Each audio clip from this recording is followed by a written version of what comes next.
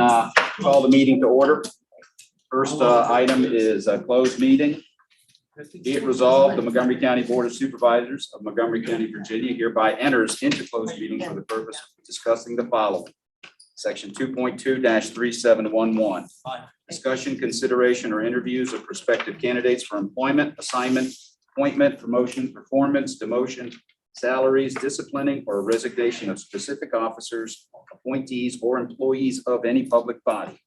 1, the Library Board. 2, Planning Commission. Is there a motion? Second. Motion and a second. Any discussion? Hearing none, Madam Secretary.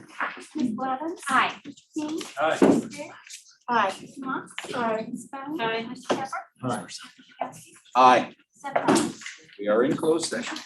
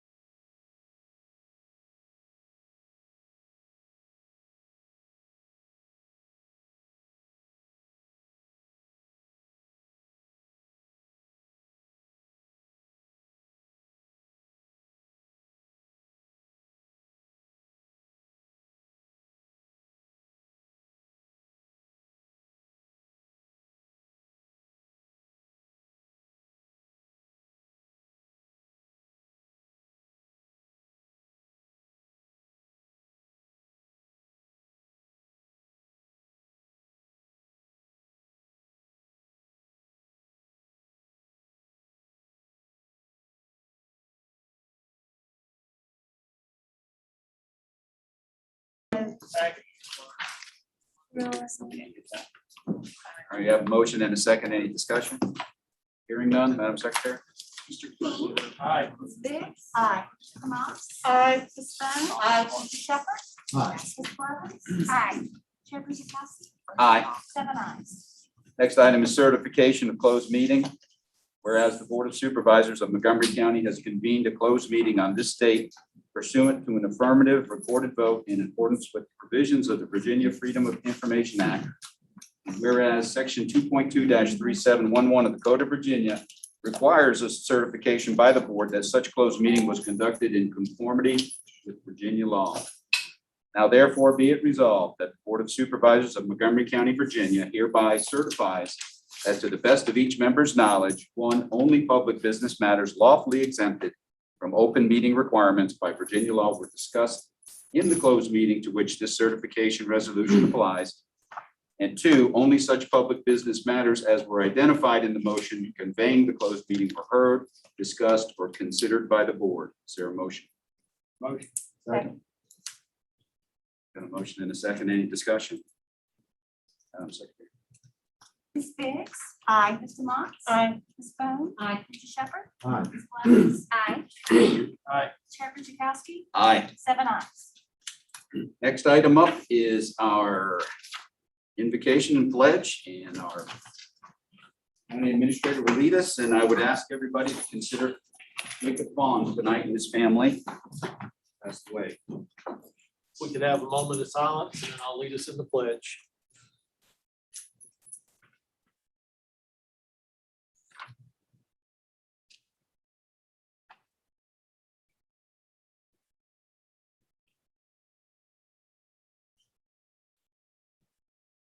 Let us pledge, please. I pledge allegiance to the flag of the United States of America and to the republic for which it stands, one nation, under God, indivisible, with liberty and justice for all. Thank you. All right, next item is presentations, recognitions, and awards. Chair, tonight we have with us Brett Malone, who's the president of the Virginia Tech Corporate Research Center. Brett, appreciate you being here. He's going to make a presentation on a Go Virginia grant match request.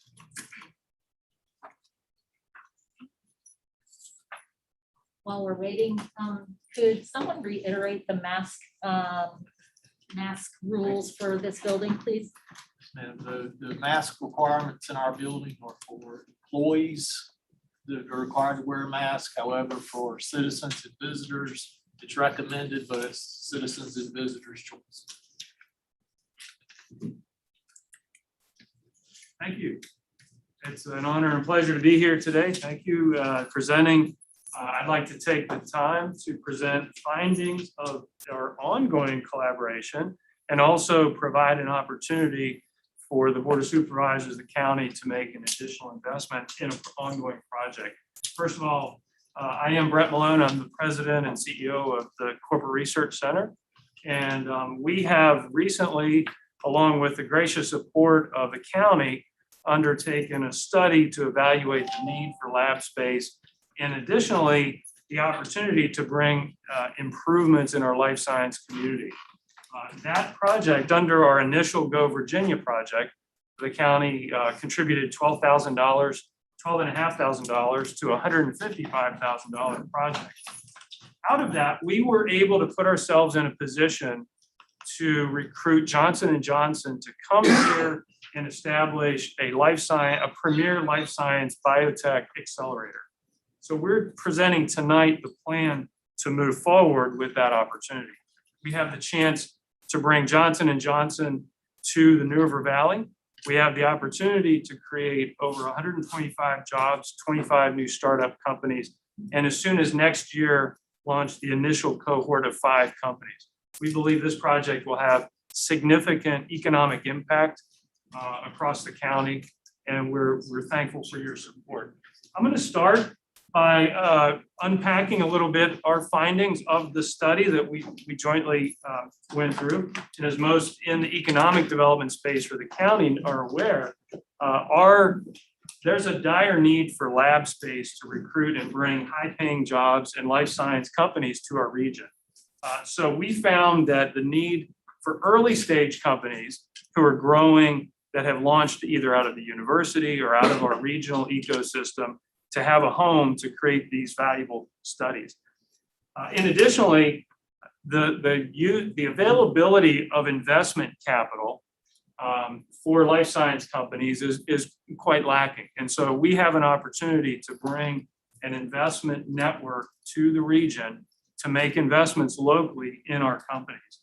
And finally, the mentorship around the world-class life science ecosystem can always be increased. And so we found these needs to be lacking, and we have developed a plan moving forward to create significant investment by Go Virginia. So Go Virginia will sponsor and fund $600,000 for a project that we will be able to create capacity for new life science jobs.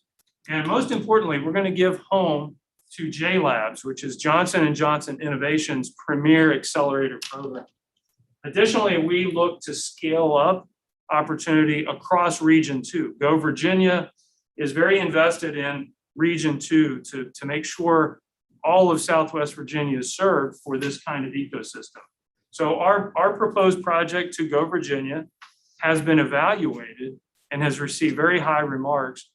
We additionally presented to the executive committee last week, and they have given us strong feedback that this is a very worthy project for them to invest in. So for this project, we are looking and making a request for the county to make a $100,000 investment. That matching fund will go against a $1.2 million project. So this project incorporates a team that is across Region 2, most notably Johnson & Johnson Innovation coming to the region, Carillion Clinic being able to sponsor and provide local mentorship, as well as the county and regional technology councils. So we have really brought all of the expertise together to grow this coalition across Region 2. We're excited to be able to launch an initial cohort. So our project overview provides the opportunity to, within the very first year, Johnson & Johnson will come and set up a steering committee with local representatives as well to select those first 5 companies.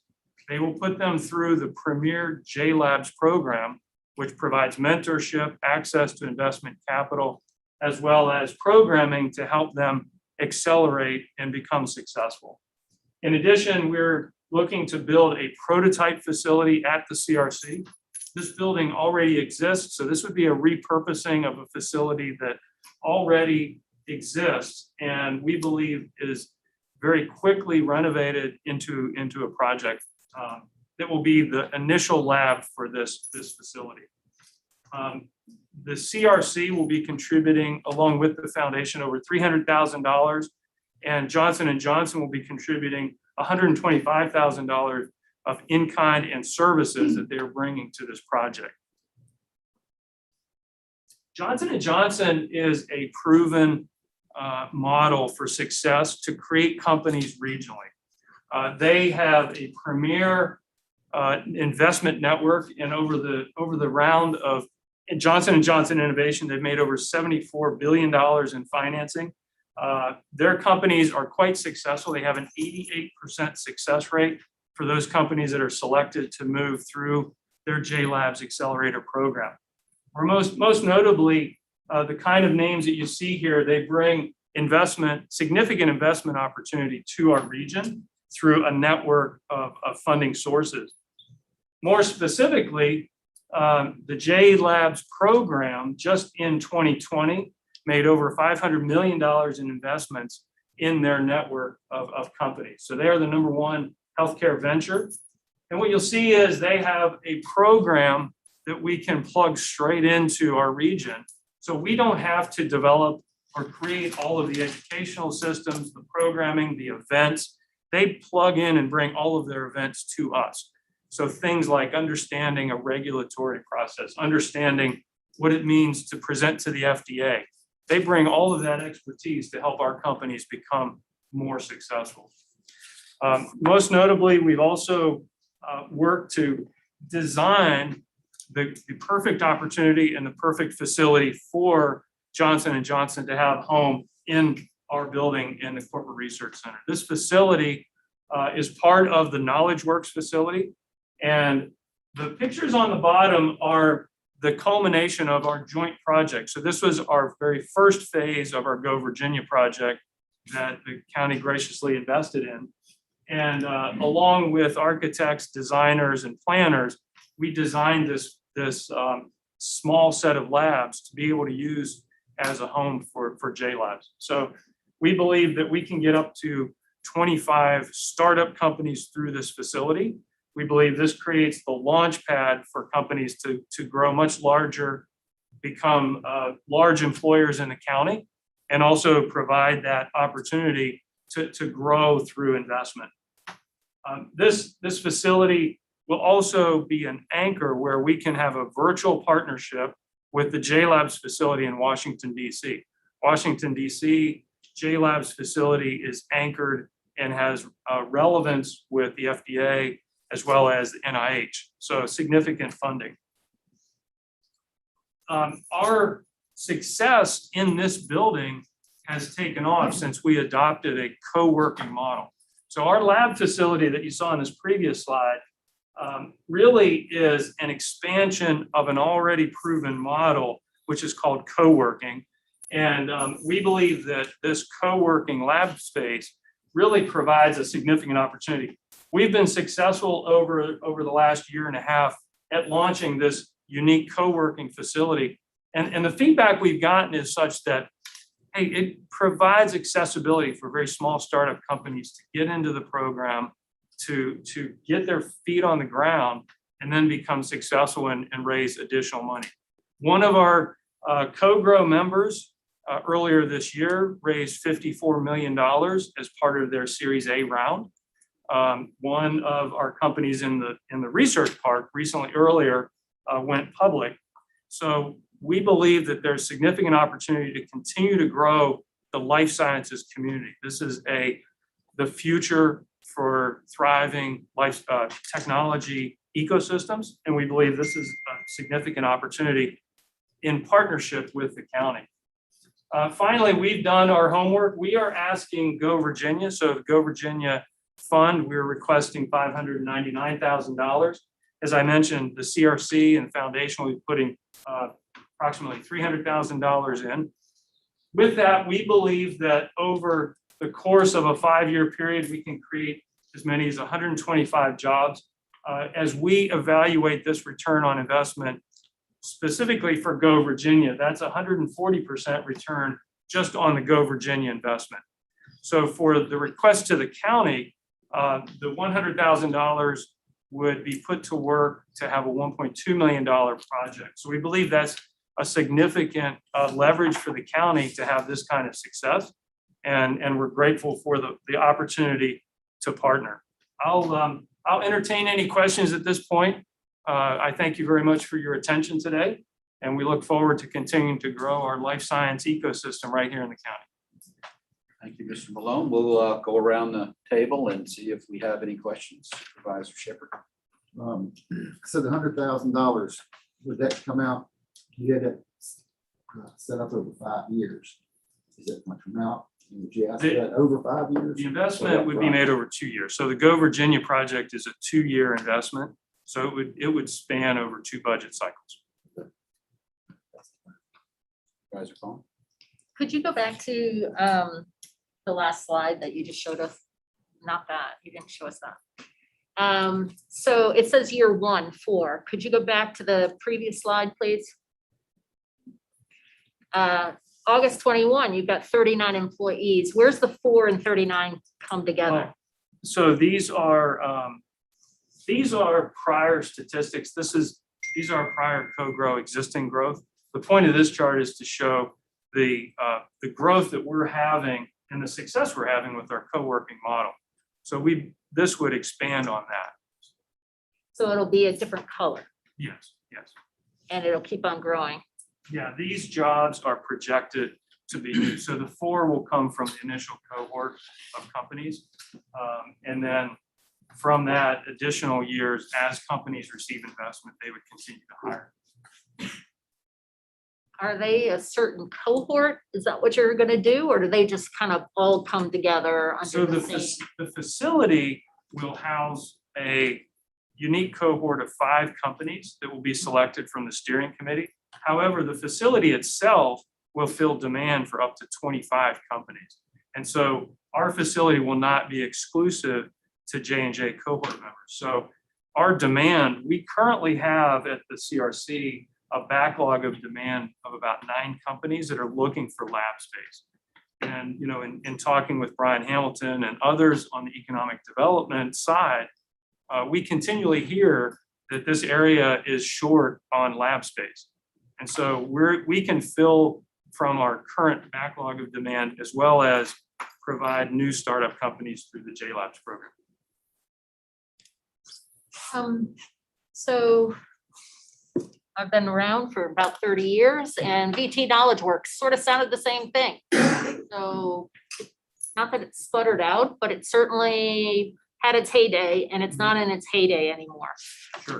Can you kind of speak to what's particularly different about this? Sure. So when I took over, I felt like it was very important to import the programming from proven models. And so I spent a lot of time in San Francisco and in Boston. And Johnson & Johnson's accelerator program, specifically for life sciences, is world-class. They have about 13 of these core facilities.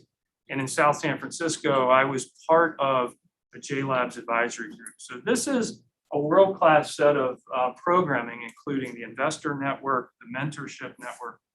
And each company that gets selected to be part of this program will be paired specifically with the Johnson & Johnson advisor. And so very much, you know, the KnowledgeWorks program was very successful as it started to mentor, but it was all very local and organically grown.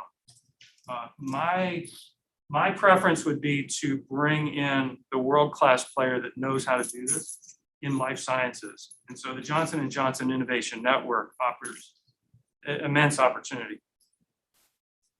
Awesome. Can you go forward? The slide with the dollars on it. There you go. So you're coming to us. Are you coming to any other municipality? Yes, the city of Roanoke is putting in $125,000 because they believe that this would have an impact for them as they're building and developing adjacent facilities near Freeland. And so Johnson & Johnson is very interested in regional development. Go Virginia is very committed to having multi-jurisdictional investment. And so we have a firm commitment from the city of Roanoke for $125,000, of which we will develop a plan for some facility in the future to build. There's no construction in Roanoke on this project. All of the facility and construction for this particular project will be done here in Blacksburg. So is the 125,000 from Roanoke coming into this It will go to engineering and design for a future facility. in Roanoke? Yes. And what happens if we can't come up with 100,000? Well, we will do what we can to make this go forward. I'm very passionate about seeing Johnson & Johnson. I would prefer to be in partnership, just as we have already been in partnership. You know, the current Go Virginia project has been quite successful because we've identified the specific types of companies that are needed. And in working with Brian and working with others in the region for economic development, we did interviews of over 30 different stakeholders in the county to identify what are the pain points, what would be needed, and how can we make the smartest investment locally. So we believe that the partnership and the county's investment would make a lot of sense for us to continue to move that forward. And so if I remember what you said earlier, we contributed $12,000 for the initial, and Yes. now it's almost 10 times that. Mhm. Are we gonna get 10 times plus return on our investment? We believe so. So over 125 jobs and $10 million worth of payroll. Most of these jobs carry on the order of $70,000 to $80,000 payrolls. These are high-paying technology jobs that we're working in these labs. So, we believe the return can be quite significant. You can see from this analysis the return on investment just for the Go Virginia's investment is quite significant. The initial $12,000 was part of a $155,000 project. And so this $100,000 would be part of the $1.2 million project. So everything scales accordingly. Thank you. Supervisor Demots.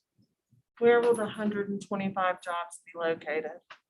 Well, we believe that the capacity in the CRC will house most of those jobs. And so what we've seen is we can continue to grow capacity as needed. We have future expansion opportunities within the CRC as well. So our goal is within Region 2. And so this will be the initial launch home for J&J. So these 125 jobs are going to be in Montgomery County. We believe the majority of them will be, because that's where the core facility will be. So if it's creating the majority of the jobs for Montgomery County, I'm not sure I understand what Roanoke City's motivation would be to invest at a higher rate than us. They're interested in continuing to look for additional facilities to give their local region an opportunity. So as part of the Go Virginia budget, Go Virginia is very motivated to see the whole region to grow. And so their motivation will be to continue to grow the partnership with J&J as well and to provide that co-location. So is We don't really have the specific breakdown on these jobs. We know that the initial cohorts are going to be recruited and launched from across the area, and the programming will be driven out of this facility. And so that's where the majority of these companies will be started up. and then they'll go to Roanoke. Well, they'll be in the region. We believe that between Blacksburg and the CRC and the programming that happens here, that's really the core. Okay, thank you. Supervisor Blevins. The 5 companies, can you speak to how the criteria or how they will be selected? Yeah, so we are creating a steering committee. We have local representatives who are very well-versed in startup companies. Some of them will apply. So Johnson & Johnson has a robust application process, and they have certain criteria, but we also will have criteria. So for example, there's things like their initial data, the work that they're doing, the opportunity for growth, prior investments that may have been made. So we have a list of about 7 companies already through our partnership with J&J. And as part of, we have an agreed upon and pre-negotiated memorandum and a contract that we believe we can sign immediately upon approval from the Go Virginia funding and this project kicking off.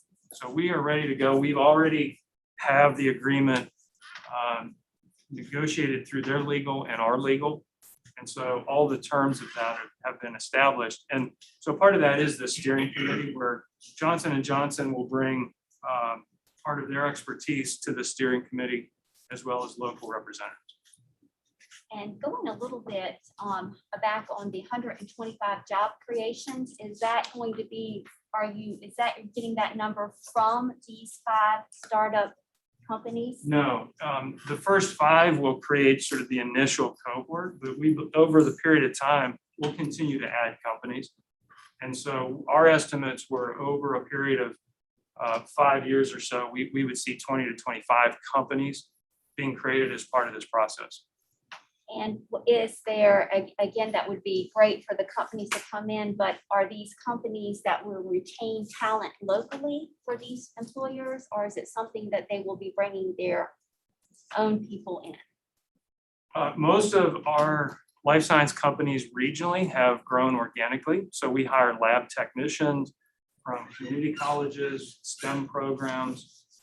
They also obviously hire from the university to keep the talent here. And so it's our mission to provide as much organic growth and talent retention as we can. And we've partnered with other programs across other Go Virginia programs for the talent program. And outside of other localities, I've seen on one of the slides, I guess they are the partnerships or the relationships you're trying to develop. There will be with Carillion Clinic and Verge, that they will be invested in this, or They will.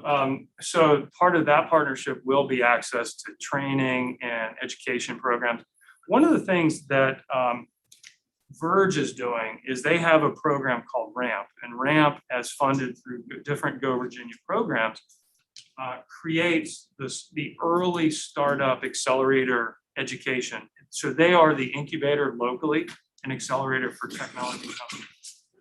So they will provide some of those startup companies that would then be candidates for the J-Labs program.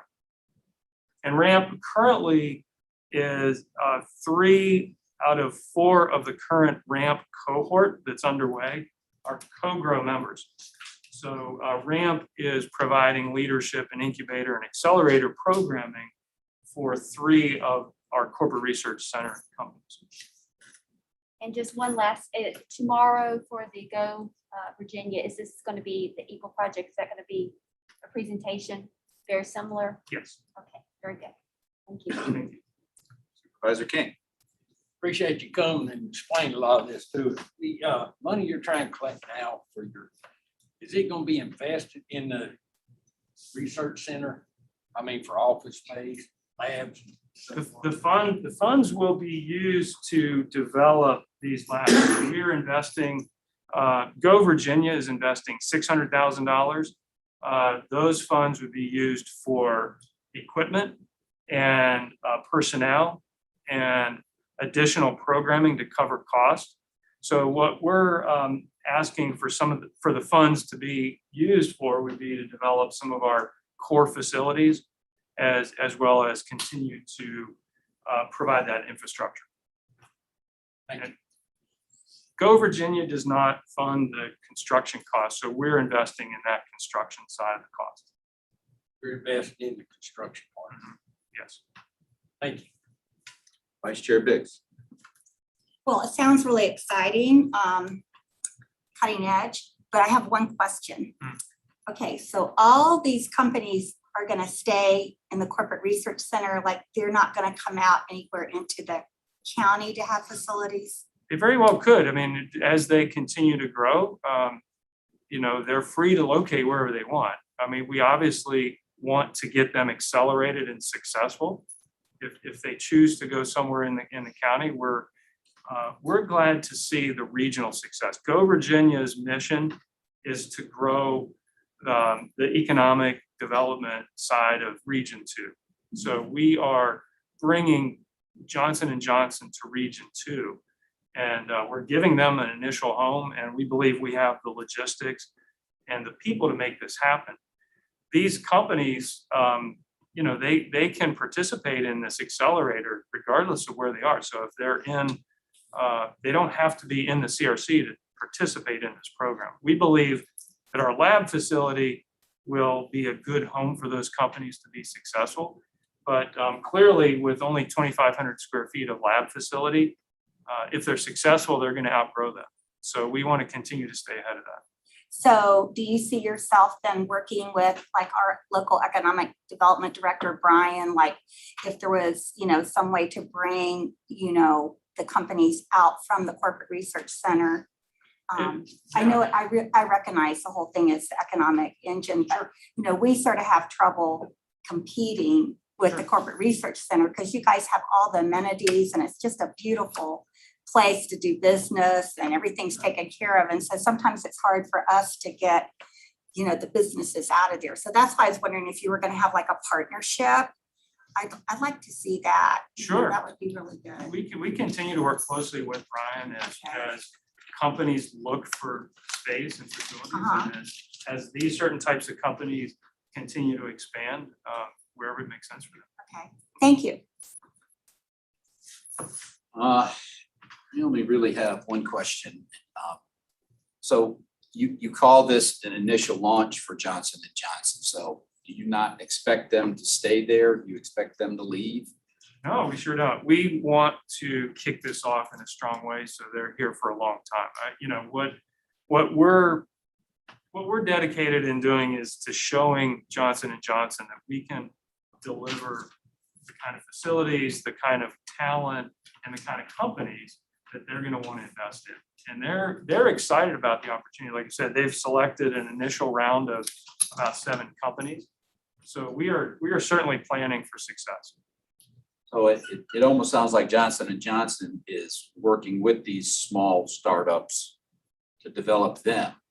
Yes. So as the small startups outgrow the facility, then they'll come out somewhere. We don't know Yeah, where. they'll continue to grow. And, you know, we have companies that have approached us to build buildings. You know, some of our companies continue to grow. They take over more space. It's a good problem to have, regardless of where they are in the county. Also, I might say Johnson & Johnson has already invested in one of our regional companies. So Tiny Cargo is a company that they've made an investment in. So they're dedicated to the work that we're doing here. It's not, to them, they see potential to come here, and they've already voted with their checkbook, so to speak, by making the initial investment. I think the exciting part is having a company like a Johnson and Johnson stay here and continue to build other smaller companies and send them out. I like that idea. That's I would think that would be good for the county as an investment. I think it's also a powerful recruiting model for us to find other companies. This is not, what we're doing with Johnson & Johnson is not exclusive. It's almost a pathfinder for other large companies to see how they can come here and partner with us. So, you know, it's an opportunity for us to recruit companies like a Pfizer, like a Medtronic, like a Novartis. So these are all world-class companies, GSK. They have these kind of programs. And we're fortunate that Johnson & Johnson is interested in doing this, and we want to take full advantage of it. All right, well, thank you, Mr. Malone. Is there any follow-up questions that have been generated?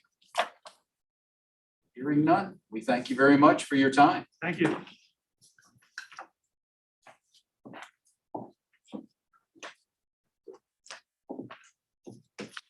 And next item up are public hearings on several different topics. The first one being agriculture and forestal district renewal, number 7 and number 9.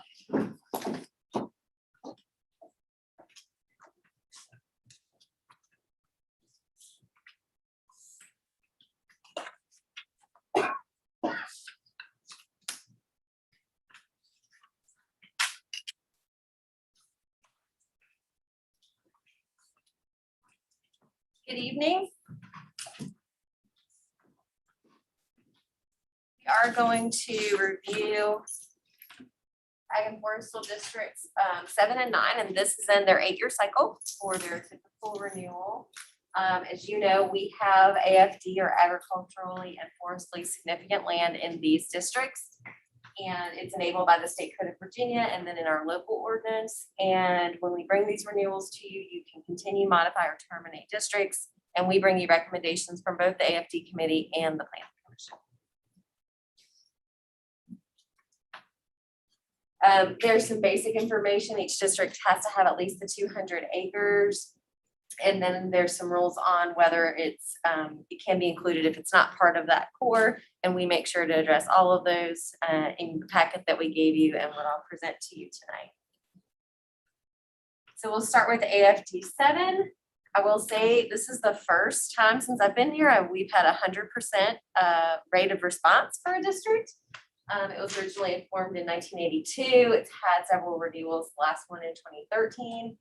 And we did hear from all landowners, and over 2,000 acres are slated for renewal. So this is what it sort of looks like geographically. It's all west of Ellett Road there, north of 81.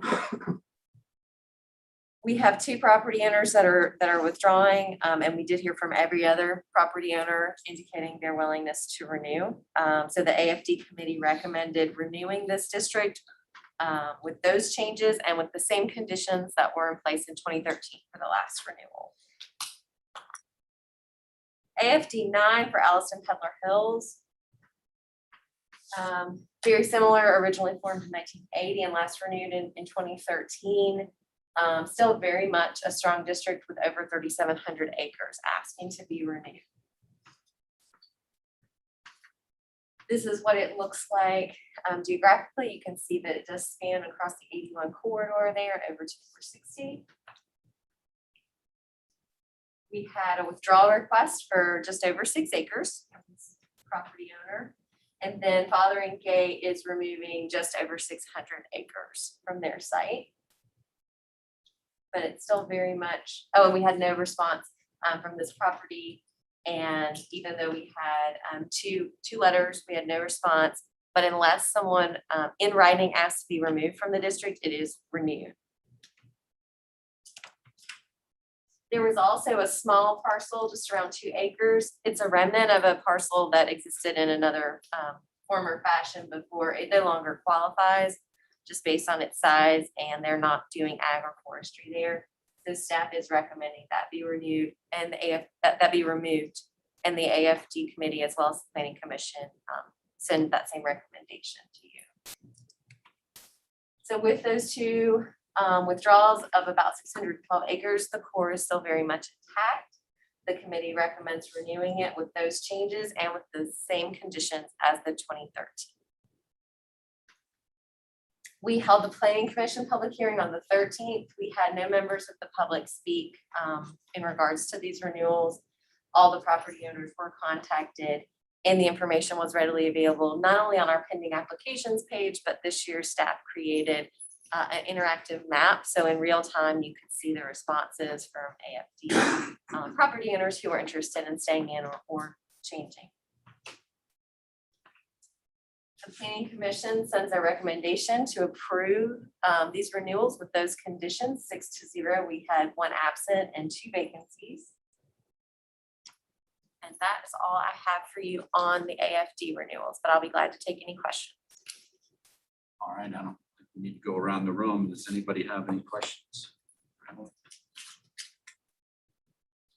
Thank you, Emily. Okay. All right, we have nobody that has signed up for this particular hearing, the agriculture and forestal districts 7 and 9. But if somebody would like to come forward and speak on it, you will be given, just give us your name and you would have 4 minutes. Seeing no one come forward, we'll go ahead and close that public hearing.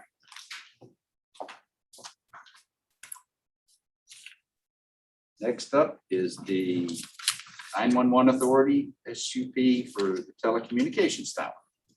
And that's going to be me again too.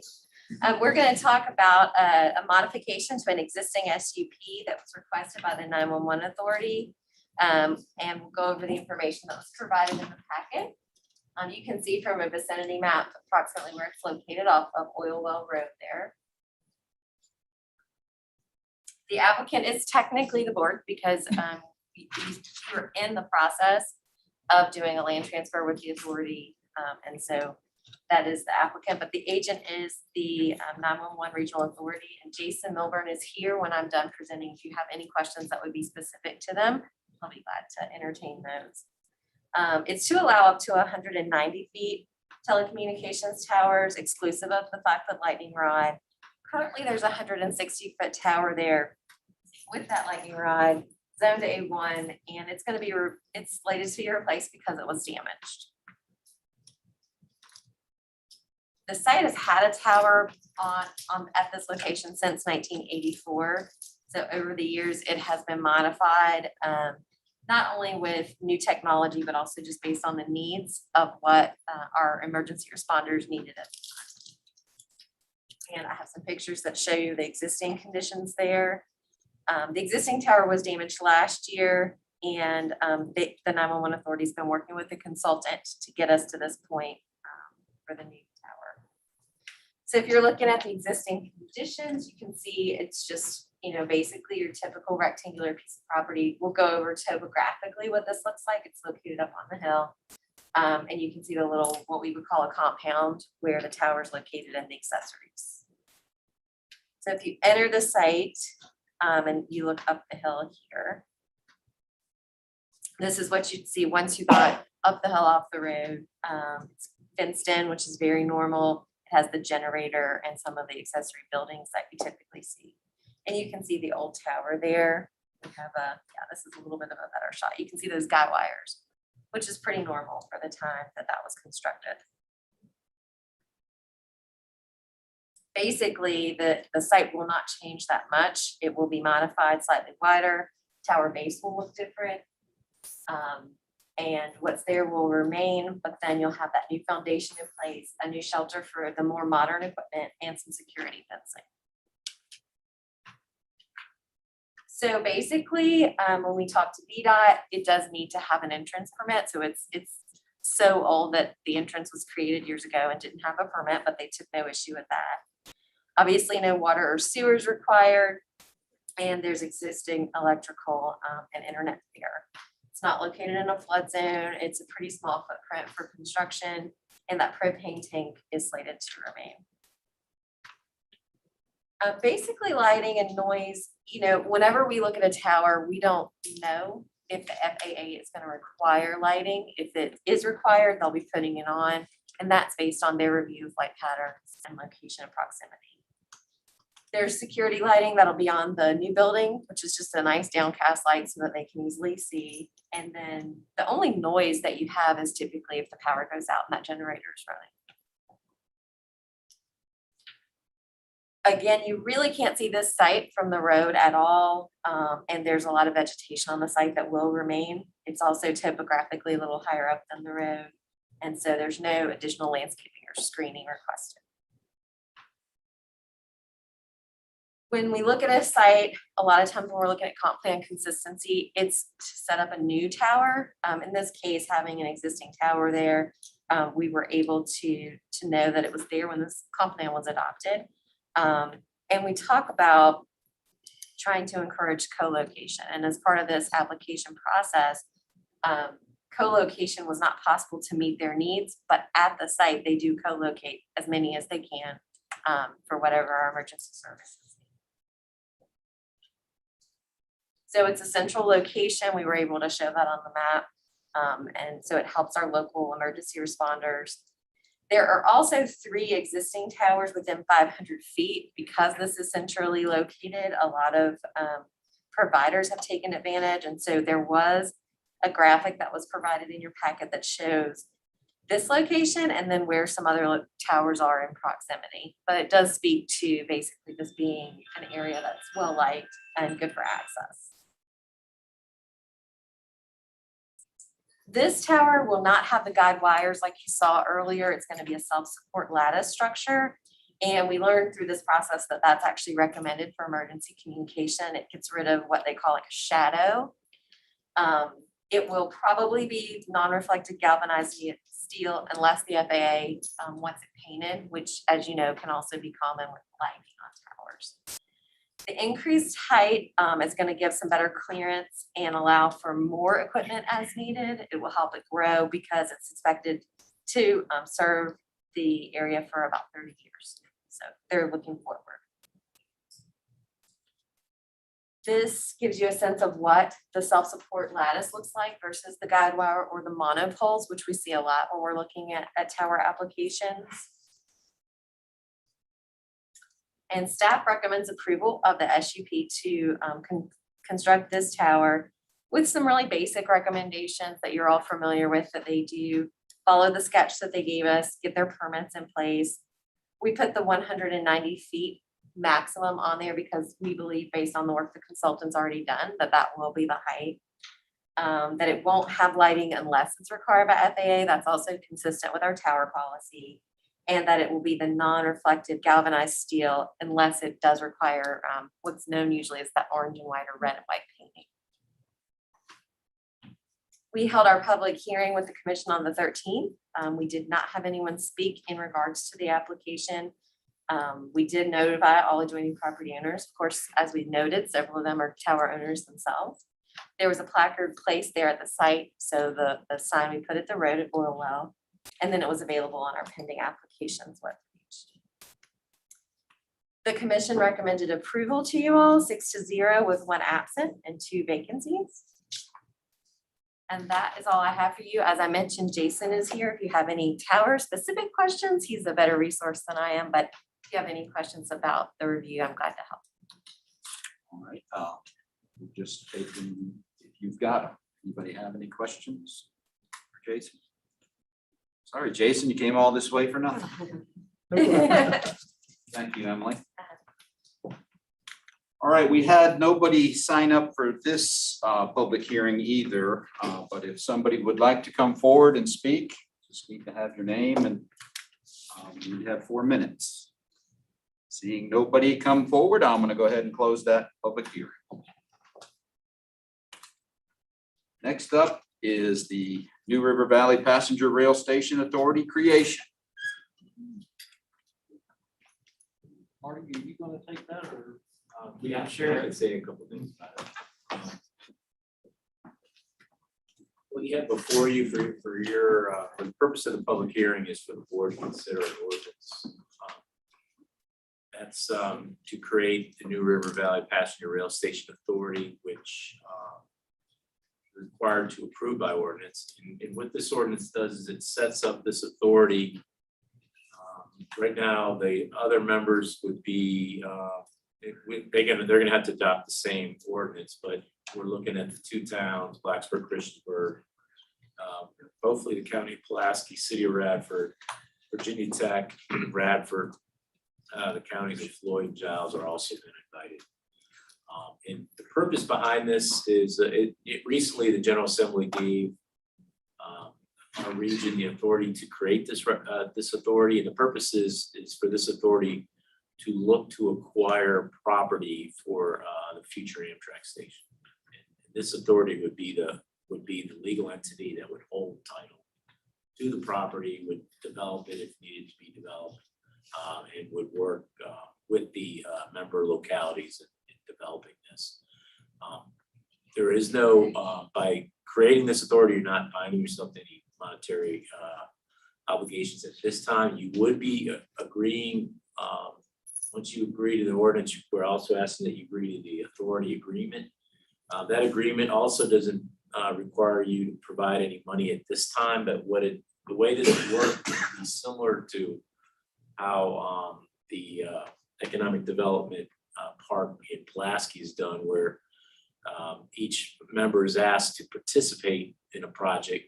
The project would be, without knowing more at this time, but the project most likely would be to acquire property and then to develop it into a station for Amtrak.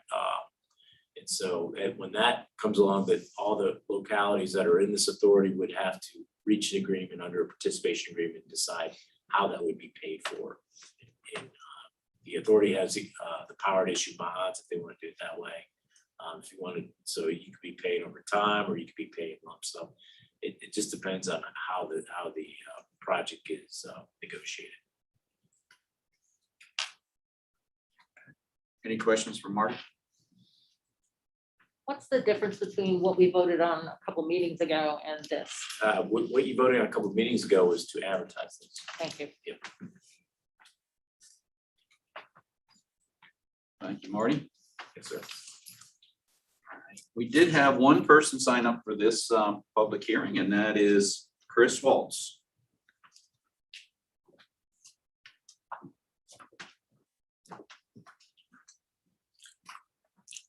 Chris, before you get started, we don't have the buzzers in here, so when you're down to a minute, I'll do that. When your time's up, I'll do that.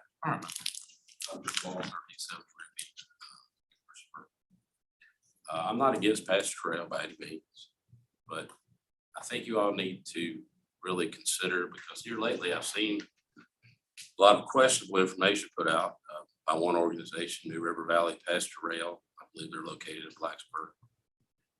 That they had narrowed it down to 3 sites. You know, it's not them to narrow it down to 3 sites. You know, I've talked to the state They came up with the site before, it was off of Cambria in Christiansburg. They never talked to the railroad when they picked that site. And it's not even going on the same line. They're buying from the Salem connection to just east or west of the Merrimack Tunnel, where the Huckleberry Trail crosses the tracks. They had something with the construction of a new rail that would come off the Blacksburg branch, that comes off the inline by Cambria, and that would connect over there. Nowhere in the drawings does it show that it crosses a waterway to get there. That's another $10 to $20 million at a minimum. The DEQ, EPA, to even be able to build that or to get approval to build that. A lot of this stuff is in the planning stages. So far, the only thing the state has said is they have agreed to enter an agreement, Norfolk Southern, for passenger rail. And they have only agreed so far to buy from the Salem connection in Roanoke to just west of the Merrimack Tunnel. Nothing about anything on the old Blacksburg branch, which currently is a dead-ended track. And when it wasn't, it came out the east end of Merrimack Tunnel. It never was over there. So, you know, you're talking about investing in stuff, and be very careful, because until it's known where the site is actually going, you could be left holding the bag for a lot of money. That's all I have. Thank you. All right, we have nobody else signed up to speak for this hearing, but if anybody else would like to come forward, we have 4 minutes. Seeing no one come forward, I'll go ahead and close that hearing.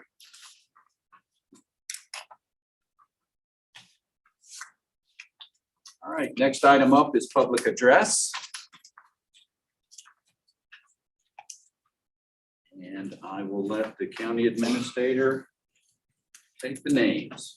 Thank you, Mr. Chair. And I'll mention to the group, again, my hand signals this evening, when you're down to 1 minute, I'll give you the 1 minute mark. And then when we're done, I'll wave at you.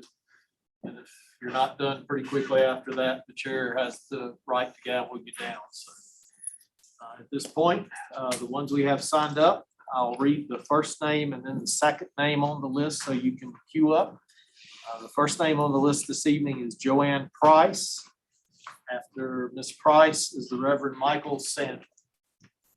So Ms. Price, you're first up this evening.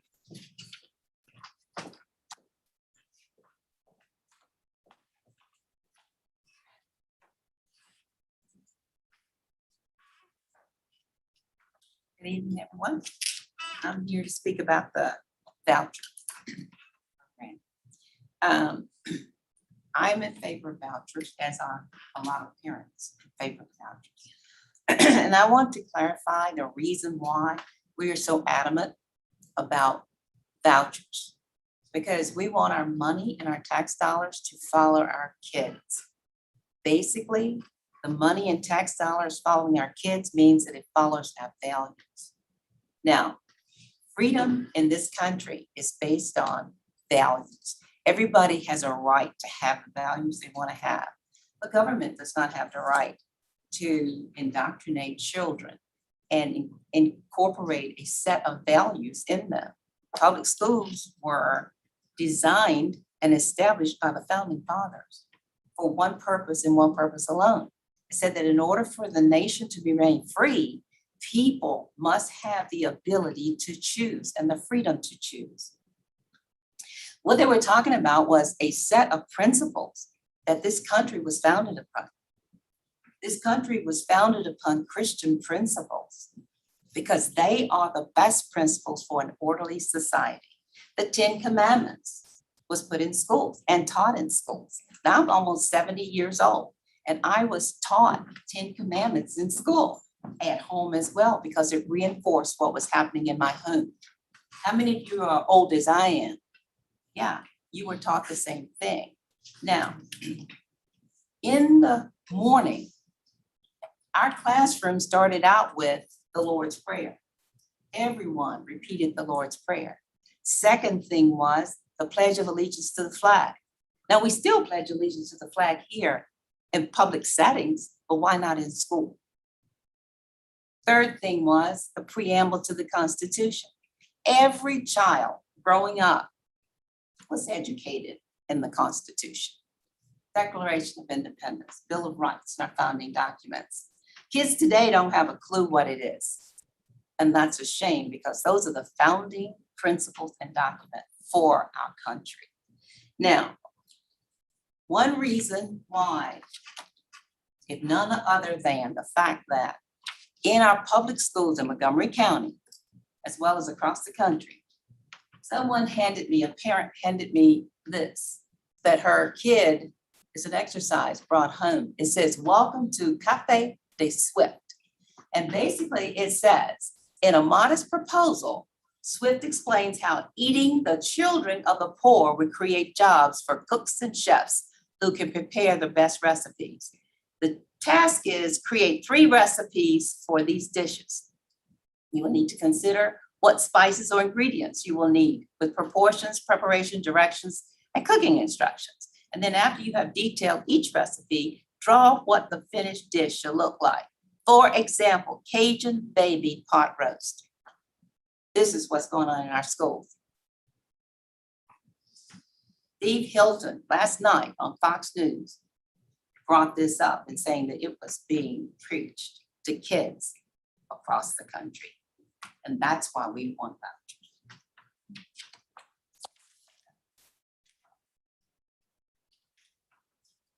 Next up is the Reverend Michael Sanborn.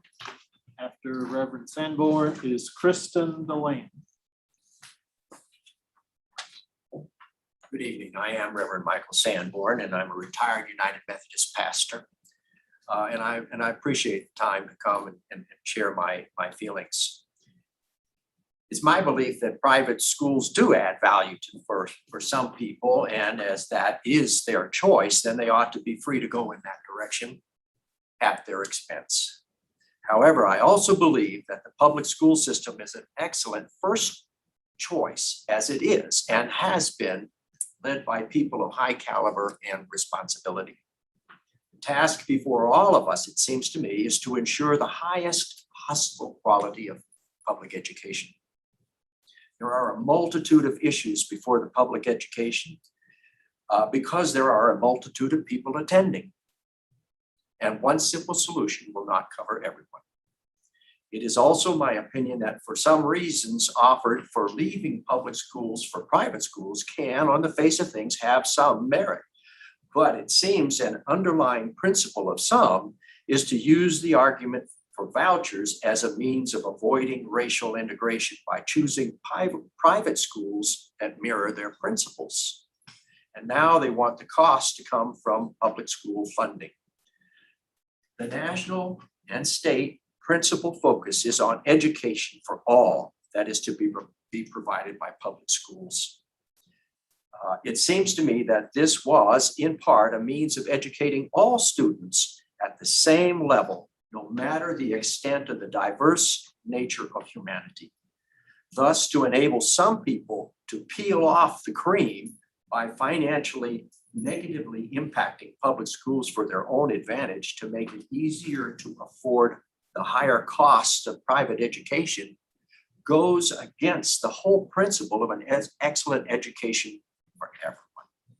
In short, I appeal to you to not allow the distraction of a small, focused group of people to attempt to further cripple the struggling system of public education for the greater majority of students with school vouchers. It seems to me to fly in the face of good reason. Thank you. Next speaker is Kristen, and I'm saying Deland, it could be Delard if I've got that wrong, I apologize. And after Kristen is Bob Lear. Is Kristen here? Kristen, if you're out in the lobby, would you say I'm coming? Here. Not hearing. So we'll move on to Bob Beard. After Mr. Beard is Joanna Hicks.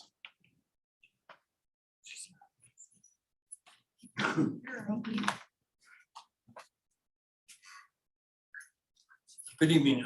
My name is Bob Beard. I'm here because I am about pro-choice, pro-voucher.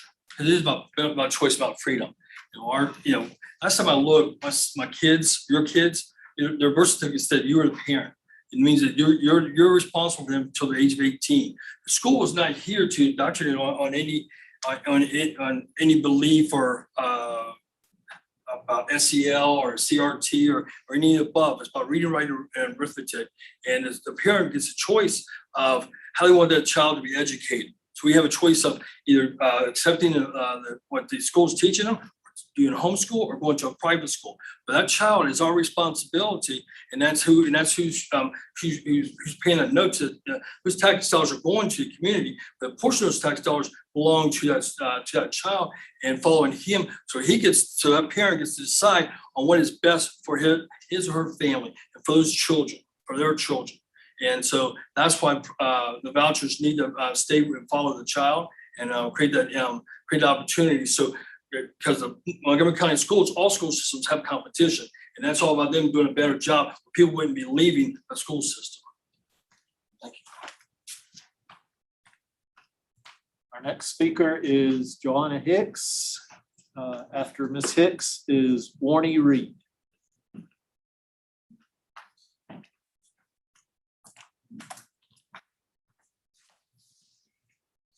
There's a microphone. It's in the ceiling. Oh, All you have to do is talk. I can just talk, okay. Oh, there you go. I'm Johanna Hicks. I'm not coming as a town councilwoman, please. I'm just coming as a citizen. I'm not even coming for a lot of these things. All I really want to find out is, I know several years ago, back in 2019, you guys were talking about the building, the Plager building, before you guys destroyed it. And then you guys were talking about the sheriff's building that you guys were going to try to fix it. And I live on Franklin Street. I work on Franklin Street. And I would really like for you guys to, even if you don't spend a lot of money on the building, can you please at least spend some money on fixing the front of it, at least the columns, so it doesn't deteriorate and we don't have to take it down later on. And it just, so that would really make me happy. I love older buildings, and it's really sad for me to see them falling apart. So thank you so much. And then a second question, it is with the school system. Is there any way that we can find out as parents what the curriculum is for each class before our children are told what they're going to be teach during the school year? Is there any way? So my daughter that's in 8th grade, 12 years old, is getting to have to listen to some stories about serial killers and having to write about her pretending to be a serial killer or how to be as a serial killer.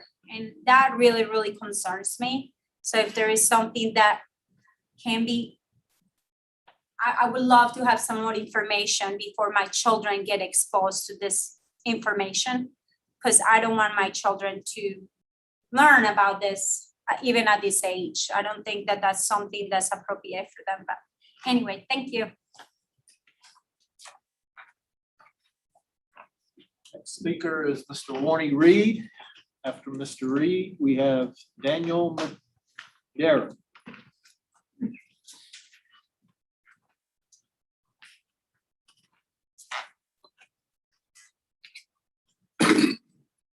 Good evening. My name is Warnie Reed, and I live in Blacksburg. There are just a couple of things I would like for you to know about and to consider in your consideration of providing recommended that vouchers be implemented by our state legislature. Back in 1955, the conservative economist Milton Friedman suggested we abolish public schools completely and just give all parents vouchers for their children and let them buy their education in the marketplace Now, that was 1955. And that was considered so radical that that was not addressed by anyone for a long time. And then, as you may notice, and that was from the top down, saying we abolish the schools and then we implement vouchers. But in 1991, in Milwaukee, Wisconsin, decided to do it the other way around, that we would institute vouchers and then maybe the schools would disappear. And vouchers were implemented there in what I would call a bottom-up approach. And it's readily apparent. And what I would like you to consider is I would like for you to look into Milwaukee in particular and Wisconsin in general and see the effect that it had both on education and the funding for public schools. First of all, they're having some difficulty in that state because of siphoning off some of the funding, more particularly in Milwaukee. Also, the other point that I would like for you to consider is that vouchers do not work. There is an assumption somewhere along the way, businesses have convinced the American public that to do things in a business manner means that's the best way. It is if the objective is to do business, but it's not if the objective is to do something for the public. And so what we have now is where people are sending their kids to school using vouchers. In this country, studies have shown that they do not fare as well. So I'd like for you to just consider Milwaukee and all the studies that have been done there to show that it's not working there. Thank you. The next speaker is Daniel Darrow. Thank you. And after Daniel is Phyllis Albritton.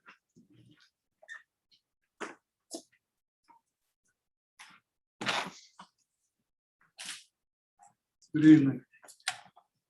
I'm here about the vouchers like so many out there. I've been around for a while.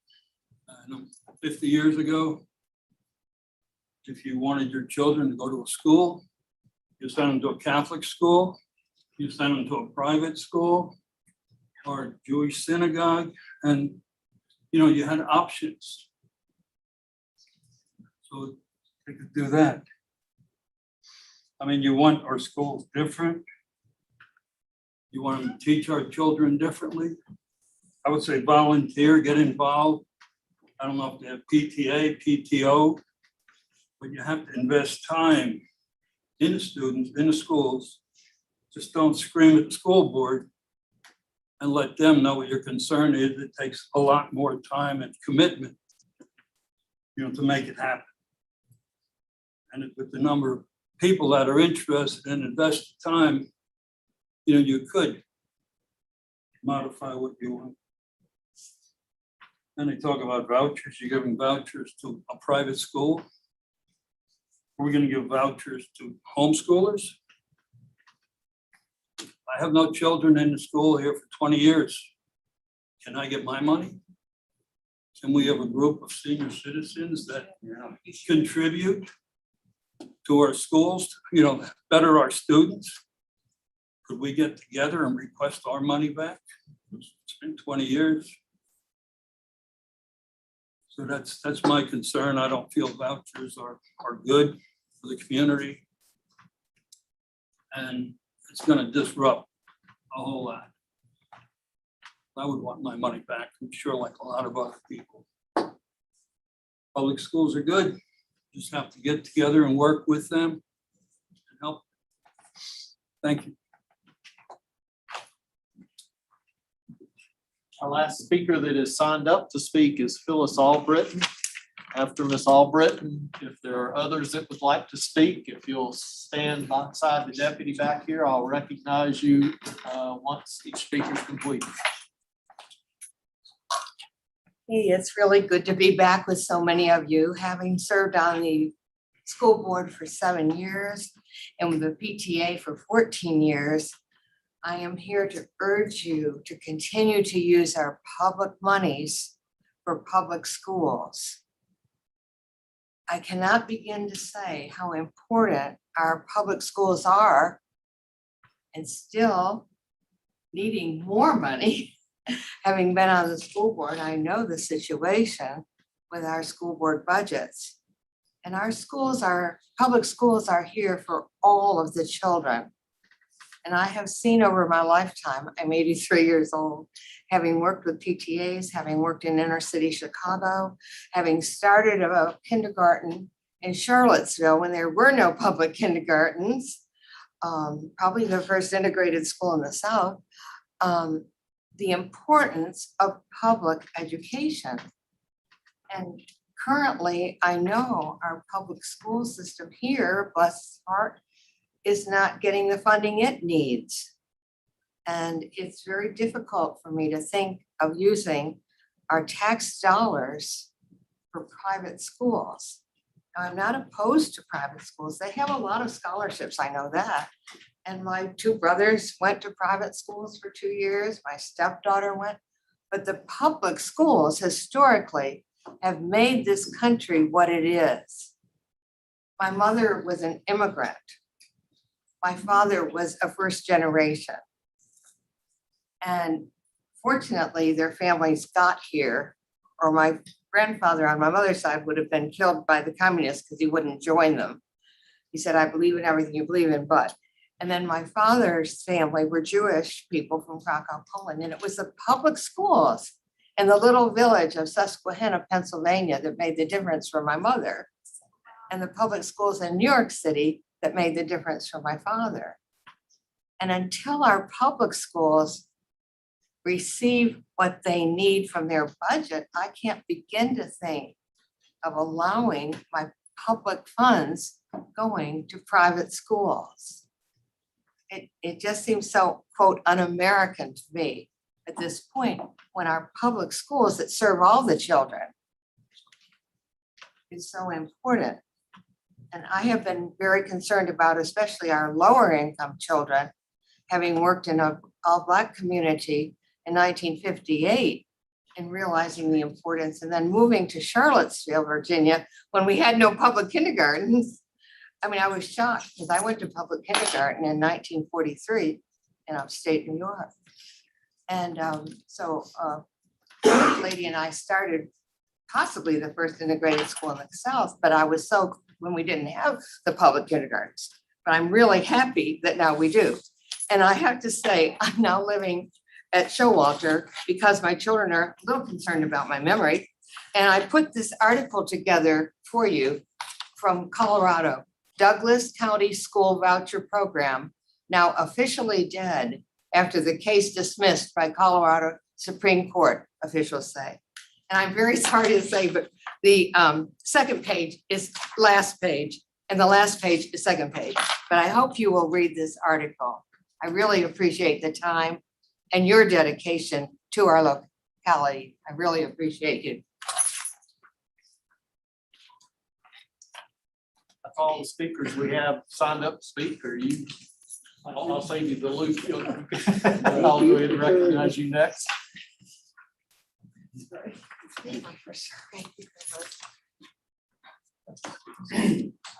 My name is Bob Barbetti, I'm the writer community, and I don't have a dog in this fight, so to speak. But I remember, like we've all written, the time when schools were critical to the development of this country. I have mostly good memories from that time, notwithstanding the interpersonal relations that are naturally going to occur among people. I also remember the differences in the Democratic and Republican parties, not that that's particularly relevant, back in the 60s. And I see huge differences in those values and the focus. Likewise, I have belief, not facts to give you, that the public school system in general in this country has drifted mightily from their original intent. But the basic intent is still there. We have to have an educated electorate to continue our country. The values are different. That the people who don't want their kids in the public school system now see the school system values, if you will, different from their own. That is an unresolvable position. You cannot persuade someone to change their values. We have a great divide. It's not going to stop. Whether you send this as a legislative priority, whether the legislature does anything to it, whether Youngkin or McAuliffe is elected, it's not going to change those values.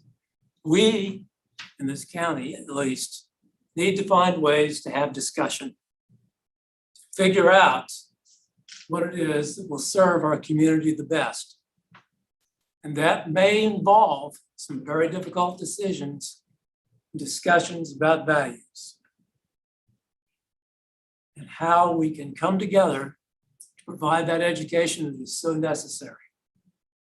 There's no perfect solution here. And I see us, as much as I say I'm for vouchers, I see us creating a greater divide by doing this. That's not where I want my country to go. Thank you for your time.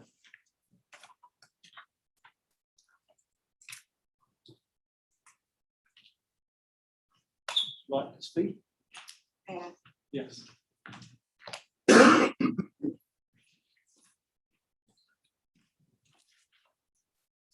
name is Catherine Kincaid, and I did not come prepared to speak. But I feel like I need to say one thing. The reason I am for vouchers, and I've taught, it's been years ago.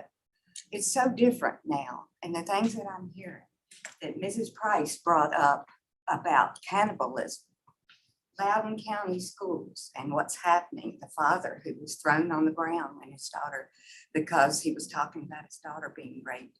I can't believe that there's one person in this room that would think that is okay. And I think voucher is a start. It might not be perfect, but it's a start to have a discussion, as he was talking about, to have a discussion to see how we can make our schools better. It should not be either or. We should have different things. Things are different now. The values are very important. And I think we should think about having vouchers. Should not be something we should be afraid of. It's not like it's going to ruin our schools. I think it could make it better. The biggest thing is competition. Competition is good. In a free society, competition makes things better. And we're not historically like we were 60 years ago. Things are different. And I think we need to adapt. We need to try the vouchers, try whatever it is. I know there's a school in New York City, and I don't have the history of it or anything, but they did vouchers and the schools were wonderful for the kids. There were a lot of very poor children there, and they did very, very well. And I think things can be studied. We could study these options, see how we can make it better, and not be afraid of change. And we don't need the things that we've heard of in our schools that we're hearing about lately. We don't need that in our schools. So thank you. Please consider it. I would appreciate it.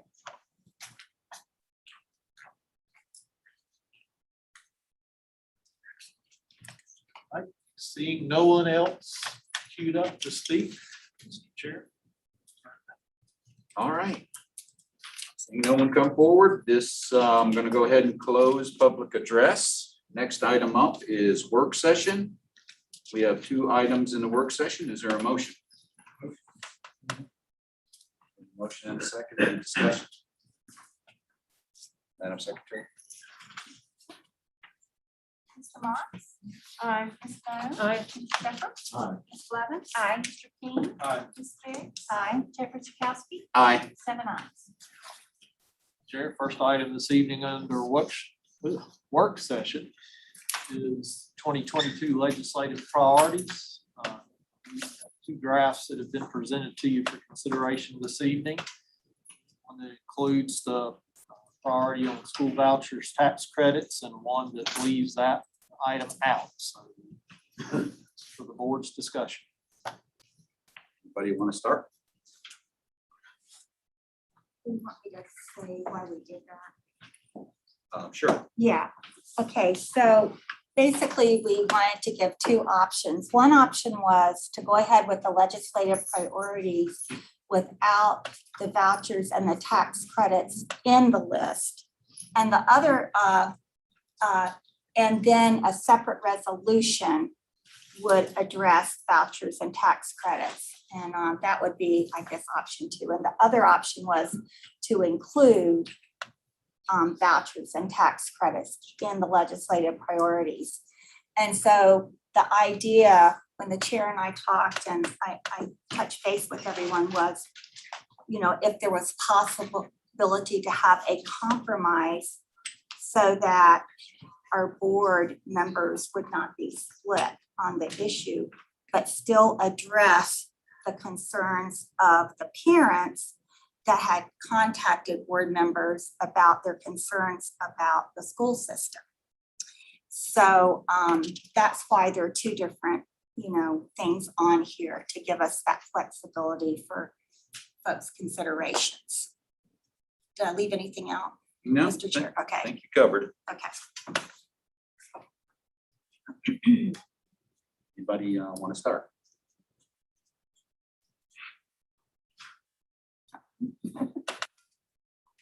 I can start. I like the idea of vouchers. I think it gives people a choice that can't really afford it. Heard a lot of speakers talk this evening about very good reasons why.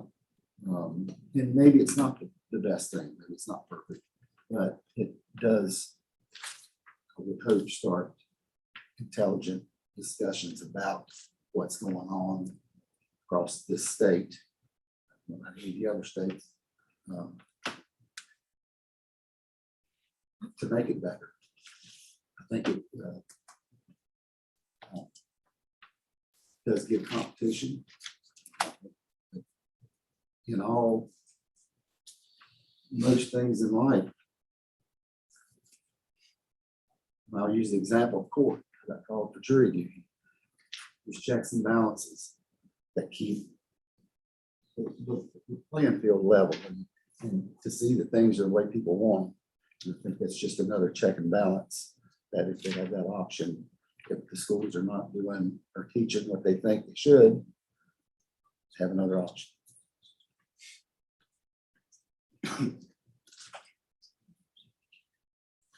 Well, I will say it, I'm for school vouchers for tax credit.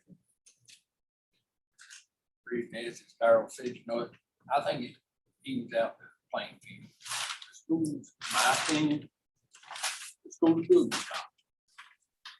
But if they know the students have another choice, I think you're gonna listen more. I know teachers, I mean, I value teachers, I value support staff, bus drivers, all of it. But you know, this country was founded on choice. And I do understand people's passionate, because, you know, for several years, I was passionate against higher cigarette tax.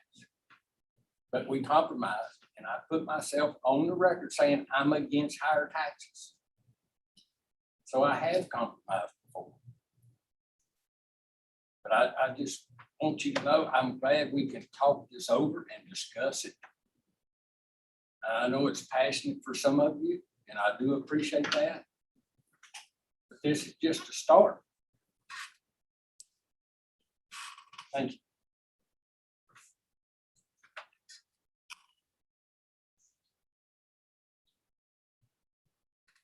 Go ahead and speak. So I am for school vouchers, and some of the reasons that some of the speakers reiterated, agreeing with my reason, is that I believe the investment should go with the child. And this is, I think choices are good. I think that this will be, it's not going to solve everything. I understand that, but will open up discussion. Gives parents the opportunity for that choice, for that freedom. And right now, what I'm hearing is a lot of frustration from the parents that they don't feel that they have that choice. And I do appreciate everyone. I love the civic engagement. And I appreciate everyone that came out to speak for or against it. We are listening, but I am for the vouchers. So since we started this, I've been very clear that it's important to me that this group of 7 passes a legislative priority packet that all of us have agreed to and takes it to our General Assembly to lobby on behalf of Montgomery County. Option A is not going to pass with all 7 of us. Option B could.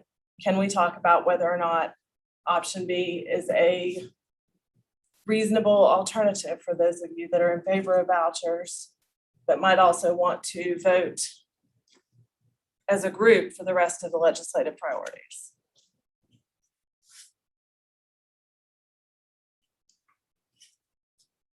Option B gives the voucher issue its own resolution and its own vote.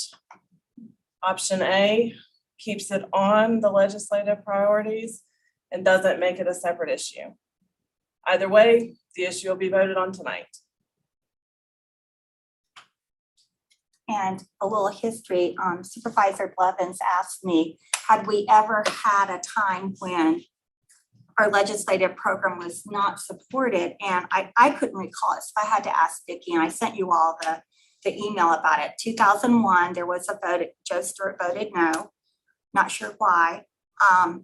And then Supervisor King, I think in 2014 and 15, you voted no, but then after that, you supported it and said you wouldn't support a cigarette tax. So I think what makes this, sort of hard for our group here is the fact that we have 4 people that support vouchers and tax credits, I believe. Am I counting you in there? Okay, and we have 3 that don't. So that's a much bigger split. And so the idea was, could we come up with a compromise so we could take that issue out and have a separate vote on it? So I guess what Supervisor DeMotts is saying is there a willingness among the other 4 that are supporting the vouchers and supporting the tax credits to take that issue out of the legislative priority list and have it as a separate resolution? Is there a willingness to do that? Or at least a willingness to talk about it? Well, I think that's what we're here doing right now. Yeah. We're talking about it. And for the record, if Mary didn't tell you, I was the one that actually thought of that other option. Mm-hmm. And I had thought about it before the legislative priorities, but I rejected because the legislative priorities seem to hit it right where it needs to be. It needs to be a discussion in Richmond that you have parents out here, and it's not a small group of parents, it's a large group of parents that do not like what they are hearing in public schools. And they don't like the direction that they're going. One speaker spoke of values. That's it. You can't destroy somebody's values and just step back and say, well, go ahead and teach my kids whatever values you think they should have because you're smarter than me.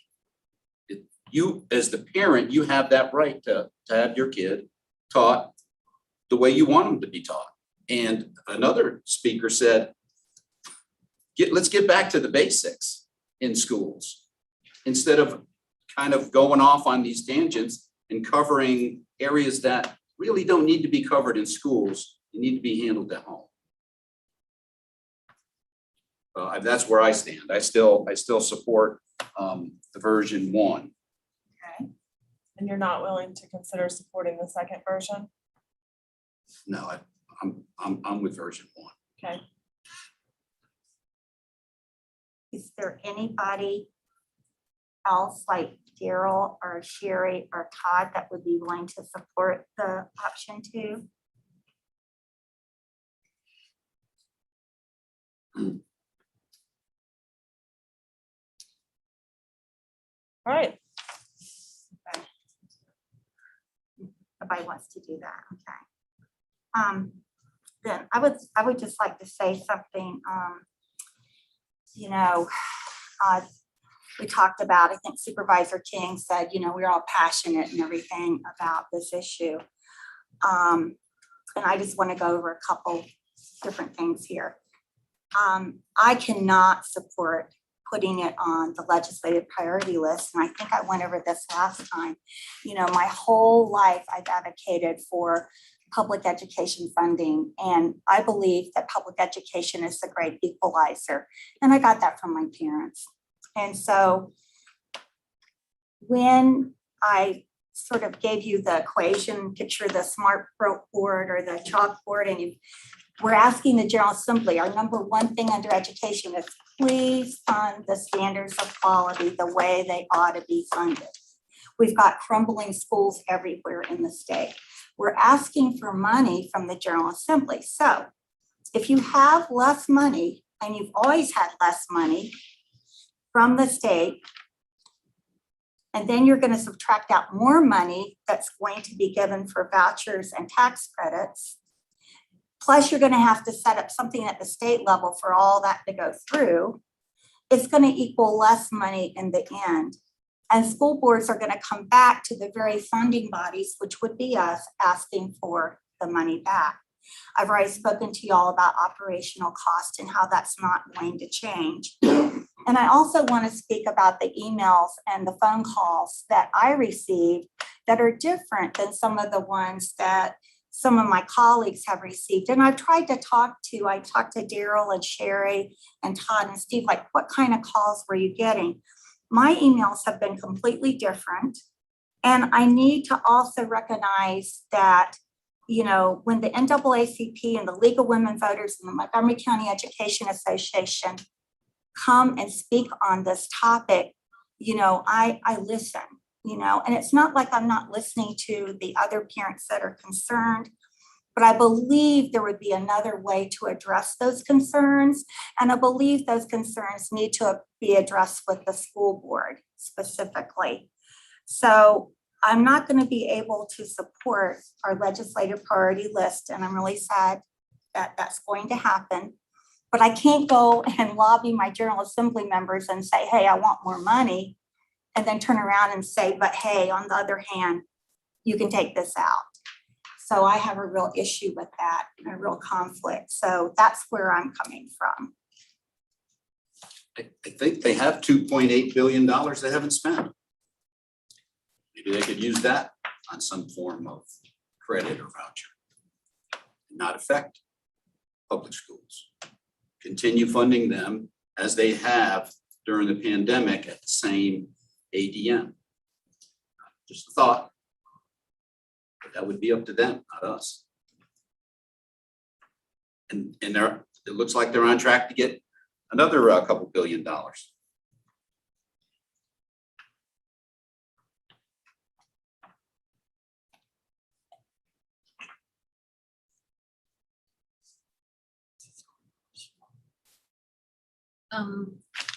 Steve, could you explain what you'd like the General Assembly to debate? Basically, give vouchers or not give vouchers? Well, to give parents a choice. And we use the word vouchers. I don't know if that would be what they would come up with. There may be another way of doing that. Like I said, it doesn't affect public schools. But everybody's mind is made up that all the money will come from public schools. It sounds like what everybody's asking for is choice, not specifically like vouchers are you just said it, vouchers are the solution, right? People want to have the conversation. But are you saying vouchers have to be part of the conversation?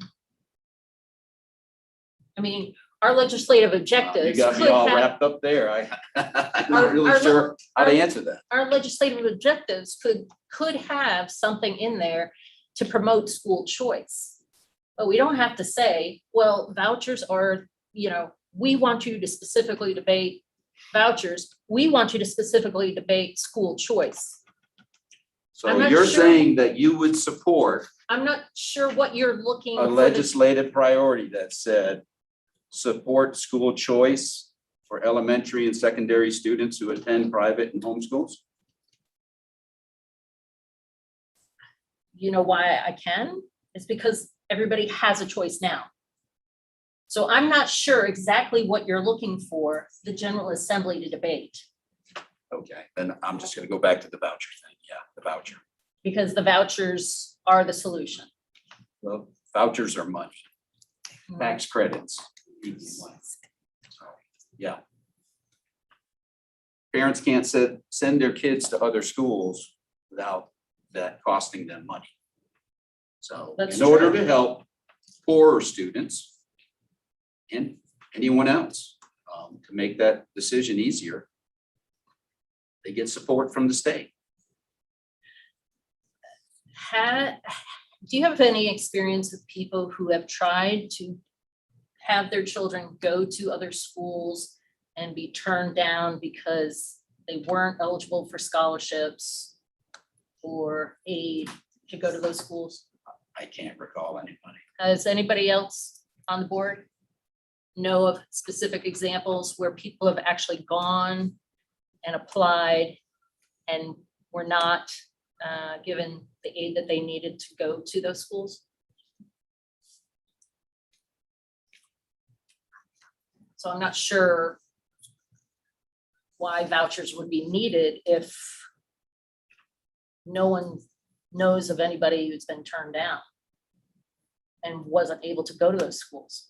Well, it should They've be had a those quick decision choices. then for the legislatures.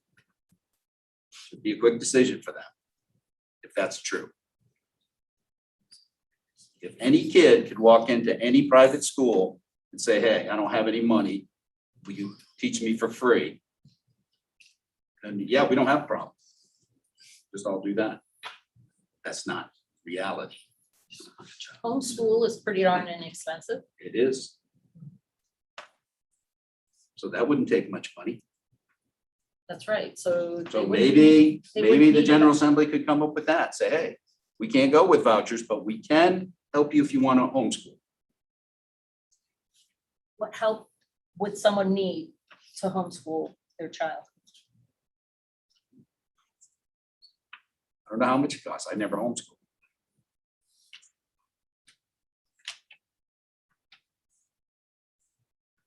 It just seems to me that all the research out there shows that vouchers specifically as a solution do not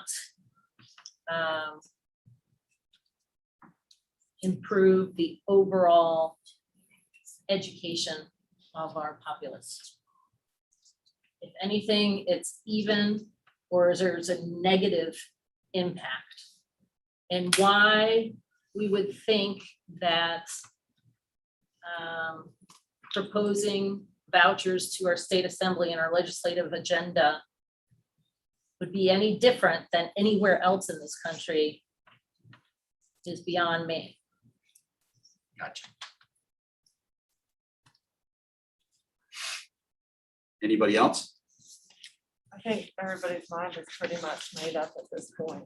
I don't think anybody's changing their mind. We've all heard the same stuff over the past few weeks. All right, let's move on to the second item.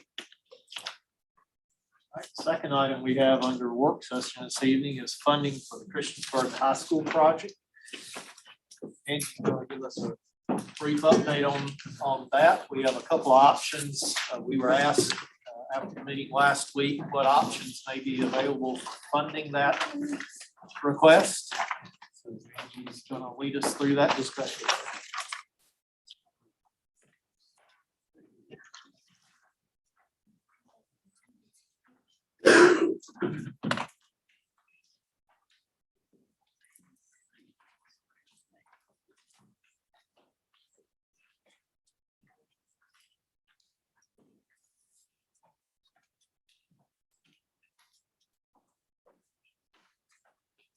we are gonna talk about just to give a little bit of background for anybody who might be watching and to let you know where we're standing in this right now. Last Tuesday, board gave consensus to provide $5 million for the Christiansburg High School architectural and engineering services.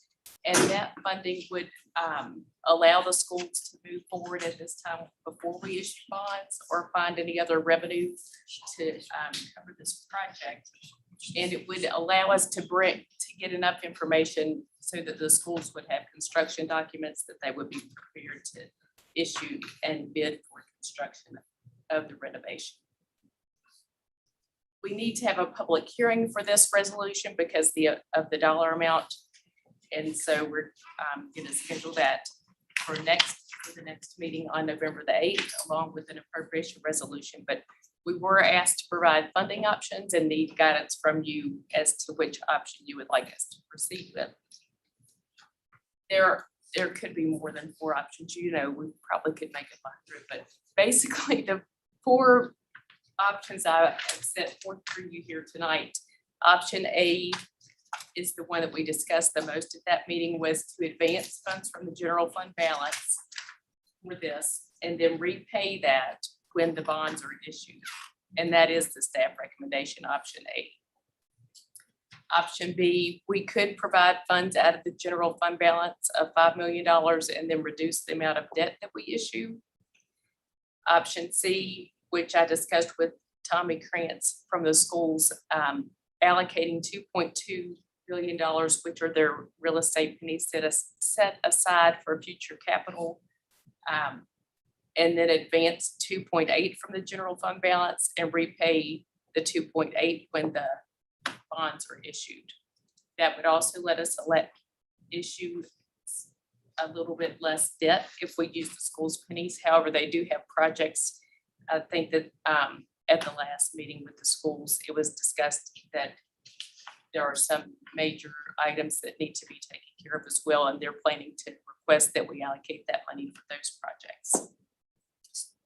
And then option D is to allocate the 2.2 million in those same pennies that we are not recommending be used for this project, and then allocate 2.8 from the general fund and issue less debt.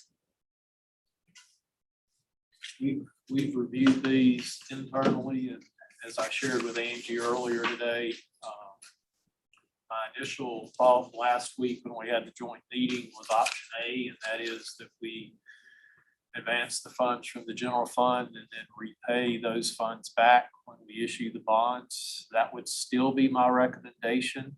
However, again, we were asked what other options may be available to consider, and that's what we've outlined for you here.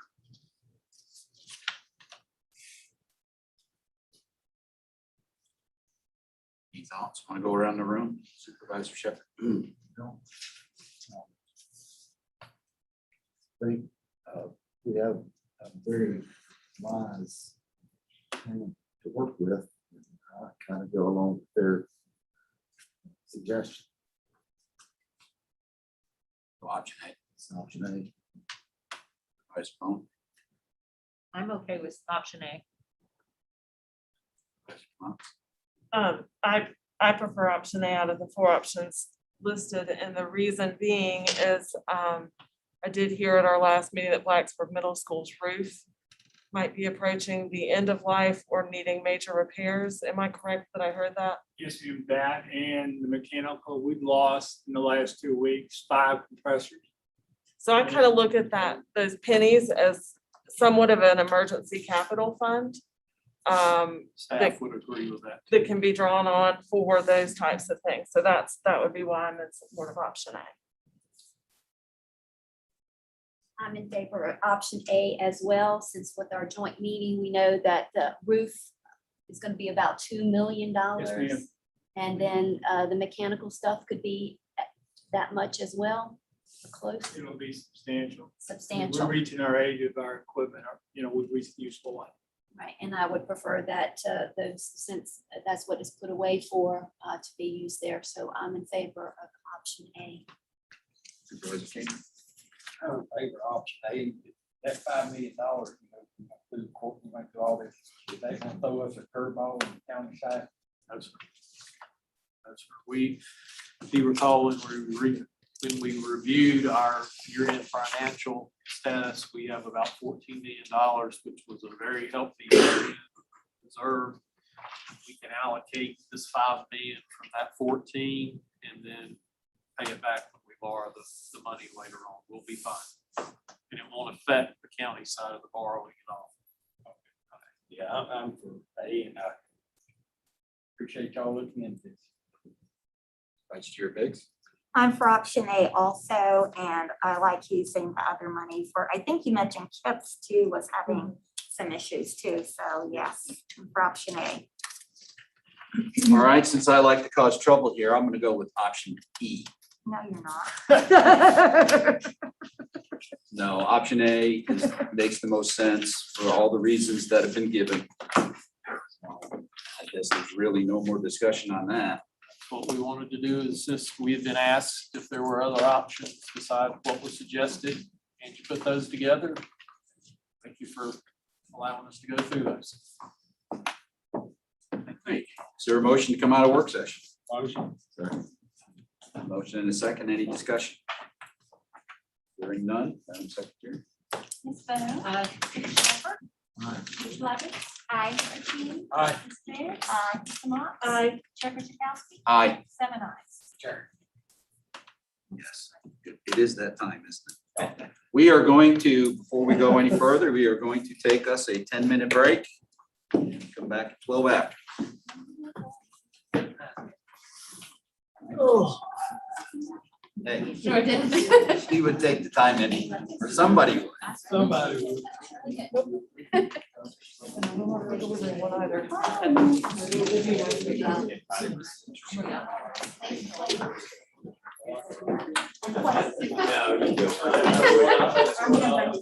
I like that one better. I'm sorry, I'm gonna run.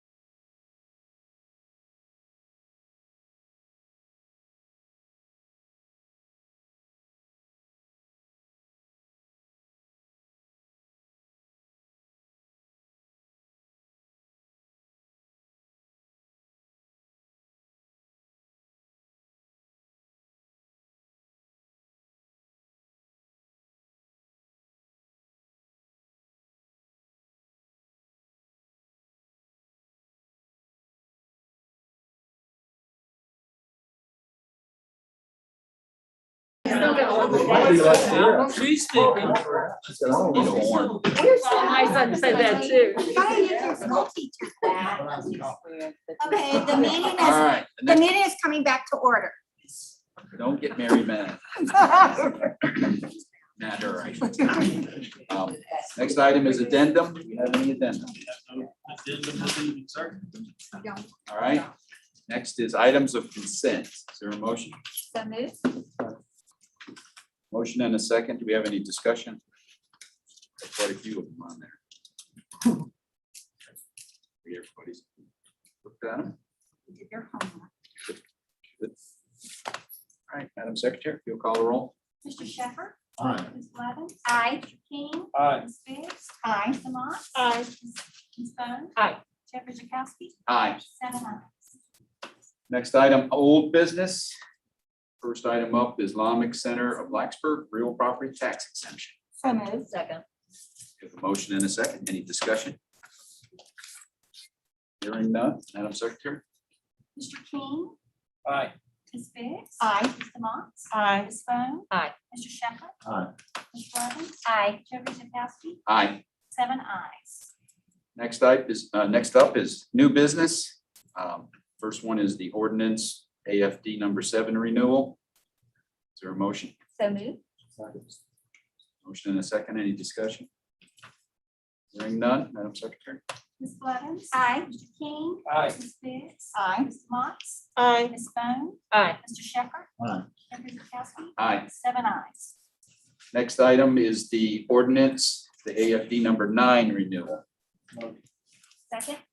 Motion and a second. Any discussion? I I'm do sorry. have one Okay. question. This is the one that had over 600 acres taken out of it, correct? Yes, for fathering day. Why would somebody take their property out of an AFD? You know? We don't want to be dick. No, if they have plans to maybe develop it. Yeah. Then they're going to take it. Okay, thank you. I don't know of any plans, but I thought that was probably the answer. Thank you. Good. Any other questions? None, Madam Secretary? Mr. King? Aye. Ms. Biggs? Aye. Mr. Mott? Aye. Ms. Bone? Aye. Mr. Shepherd? Aye. Ms. Blevins? Aye. Jeffrey Jakowski? Aye. 7 ayes. All right, next item is the special use permit for the 911 telecommunications tower. Aye. Any discussion? Tell you, it's something that's come up in the Fire and Rescue Commission many times. It's a critical tower being right in the center of in the county. So it's definitely needs to be taken care of for the next 30 years. Madam Secretary, if you call the roll. Ms. Biggs? Aye. Mr. Mott? Aye. Ms. Bone? Aye. Ms. Blevins? Aye. King? Aye. Mr. Shepherd? Aye. Jeffrey Jakowski? Aye. 7 ayes. Next item is the ordinance creating the New River Valley Passenger Rail Station Authority, So the county's moved. membership. Second. We have a motion and a Yes, on second. the train. Got somebody ready to go for a train ride? Yes. Any other comments or questions? Got a little more work to do before we'll have a train. I just think this is Just a little. Yeah. very Running out of exciting. time, you better get it done. Yes, Now, ma'am. I'm thinking it's, what, 3 years? 2020, early 2026. That's if we don't have any hiccups. That's This correct. is a step forward, so It very is. exciting. As they said the other day, we're on track. On track, there you go. Okay. Well, any other comments? Madam Secretary, if you call the roll. Mr. Mott? Aye. Ms. Bone? Aye. Mr. Shepherd? Aye. Ms. Blevins? Aye. Mr. King? Aye. Ms. Biggs? Aye. Jeffrey Jakowski? Aye. 7 ayes. Last item is legislative priorities No, 2020. go back. How come it's not on my page? It's called Oh, one-time it's a- pay supplement. The one-time pay supplement, very important. Oh, I tell you what, you missed that one. Yeah, I'd heard that one. All right, so I stand corrected. We're on the one-time pay supplement. Is there a motion? So moved. Second. You have your choice there, Vicky. Any discussion? All I can say is I know that our employees will be extremely grateful for that action. It's been a very, very challenging year. Thank you. And all I know is they deserve every bit of it. Very well deserved. Madam Secretary, if you call the roll. Ms. Bone? Aye. Mr. Shepherd? Aye. Ms. Blevins? Aye. Mr. King? Aye. Ms. Biggs? Aye. Ms. Motts? Aye. Chairman Chakowski? Aye. 7 ayes. That brings us to legislative priorities for 2022. Is there a motion? Is there a second? Motion for version Version one, version two, version one. For version 1. We have a motion and a second. Any discussion? Hearing none, Madam Secretary, call the roll. 1 minute. and let me have a second.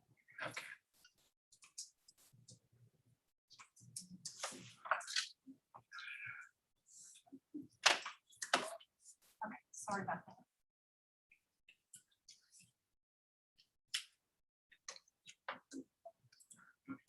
Mr. Shepherd? Aye.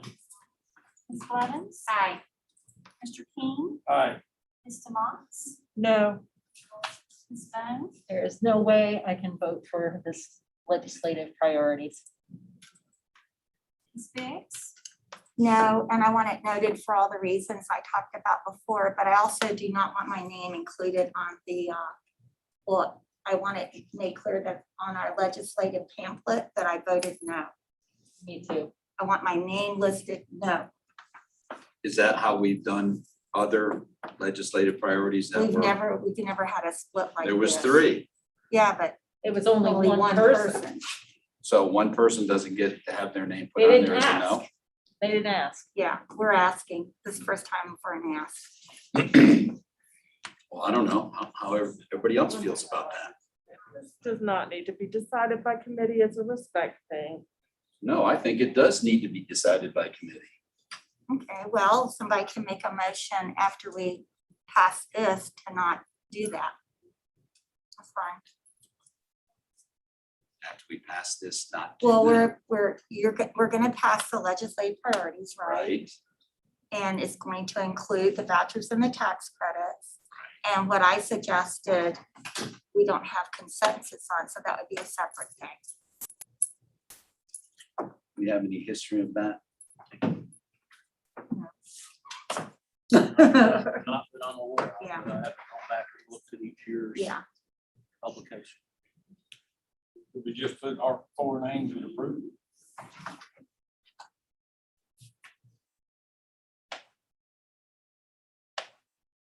This body passes or doesn't pass things.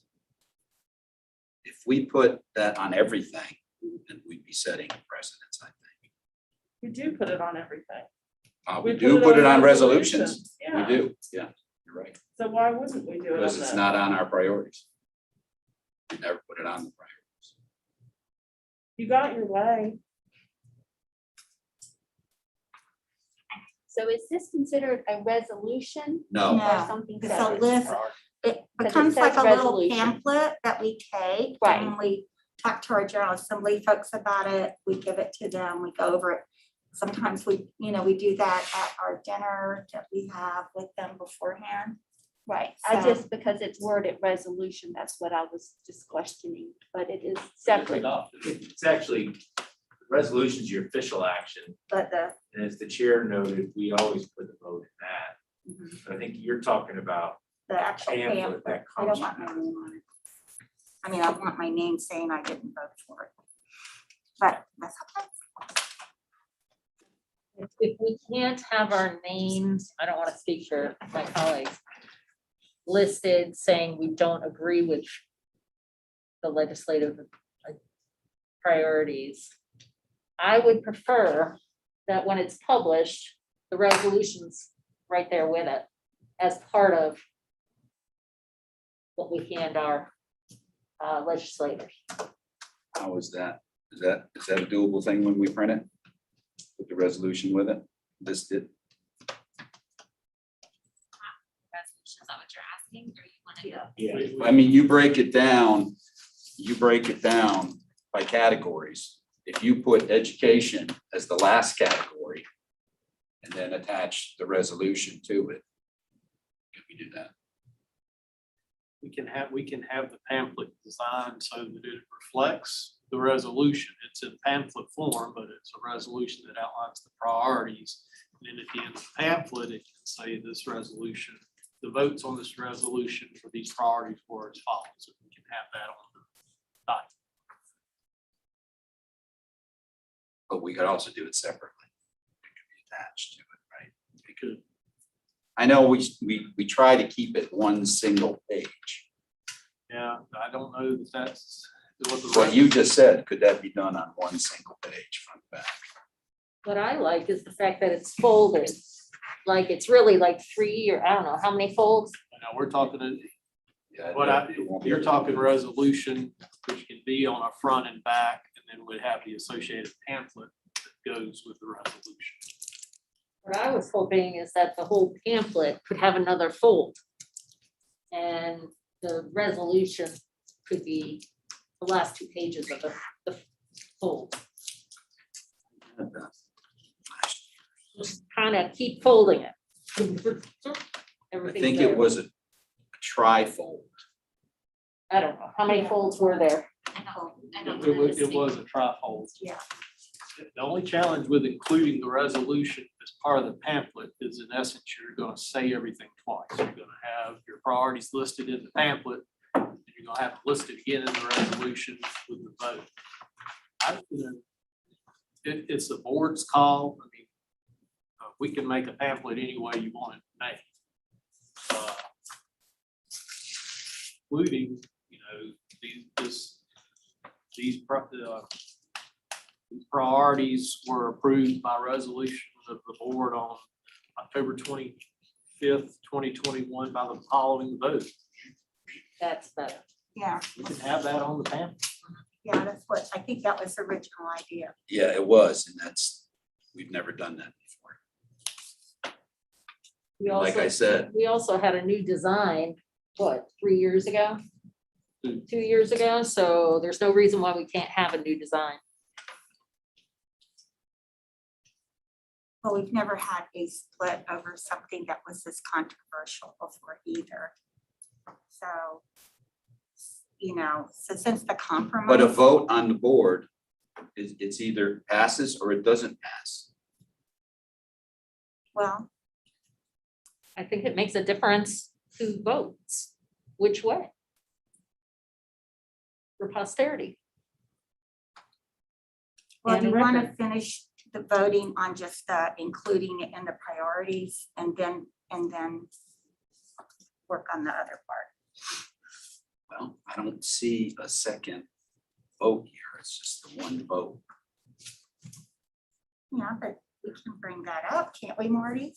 The second, since there's disagreement about that, can't we have another motion about how to handle the vote on the legislative priority list, like whether to list our names or not? Bring up a motion, Yeah, get a that's what I'm second, and you saying. vote on it. Yeah. At least you'd have your vote complete for the priority list. So I have a question. If we start doing things, if we do it that way, and I understand, why we're doing it, does that set a precedent that if we say that Montgomery voted this way, but it's only these people from Montgomery Board of Supervisors voted, and see what I'm saying? Are you guys afraid of that, people knowing that? No, because I didn't everything we think do so. is in public Right, record. I right. completely understand that and would respect that. If I was completely against something, I would want for my record to say voted for or against. I completely understand that. What I'm asking maybe for Marty is, does this set, because we're voting as the board. I think this is like Mary's saying, this is unprecedented. So I think this is an exception to the general rules of practice. Personally, maybe I'm speaking out of. See, I think it's not. I think you either vote for it or you vote against, you vote it up, down. Okay, It's well, either one way or the other. Well, why don't we finish that vote and then, Well, we've already finished that vote, Did you- really. did you get the vote? Did you get everybody? Okay, you got everyone. Okay. Well, instead of doing this bifold thing, I mean, you know, we're discussing a lot of nothing here. Why don't we do the resolution like we did years ago? Just do a resolution. When you read the last page, they'll say who voted for it, who voted against it. And move forward. Well, you're saying add the extra page, add the resolution to it, Now, what are you to the saying front there? list. Instead of doing that bifold thing we done the last few years, A flicky card. just do a piece of paper like this, have a resolution on it, and on the next page, it'll say 4, 3 against. That's what we did up until 2 years. Right. Two years Right. ago, instead of handing the legislators the resolution that you've adopted on a 4-3 vote. Prior to 2 years ago, we handed them the resolution that reads just as you've seen, and then on the back, it says 4 votes for, 3 votes against. And that's what we gave. What we Didn't have tried to everybody's do, name on yeah, 2 years ago, we tried to make it more eye-appealing, whatever you want to call it. It looked really good. Jen and her staff came up with a design for a trifold pamphlet. That didn't indicate how the vote was. It just said, here are the priorities. We can go back to, here's the resolution of our priorities that you guys can review with the legislators. And then on the back, it says who supported the resolution, who did. Is there a consensus for that? I mean, that's just a suggestion. Is there a consensus for that? How do you feel, April? I'm done talking about it. Okay. I can support. Is that a motion? I don't even think we need to, we don't We need don't to, need do to. that's just how they're gonna print All it. right. I mean, that was just All right. a suggestion. So that's Okay. it. We'll have that prepared for you for the next meeting to see, and we'll go from there. All right. Next up is reports, county attorney, I got no report, Mr. Chair. up, county administrator. Just a couple of things this evening. First off, I did talk with Brett Malone earlier today who made the presentation and told him I would ask if there was any feeling towards a consensus one way or the other towards their request. They're meeting with the Go Virginia group this week. You can share that with me tonight as you go through your reports, or let me know later, but I thought I might ask. So, the only other two things I wanted to mention is the chair and I had the opportunity to tour the New River Resources Authority over in Dublin last Monday. If you've never had an opportunity to tour a landfill, I know that doesn't sound sexy and exciting, but it's that's quite an operation.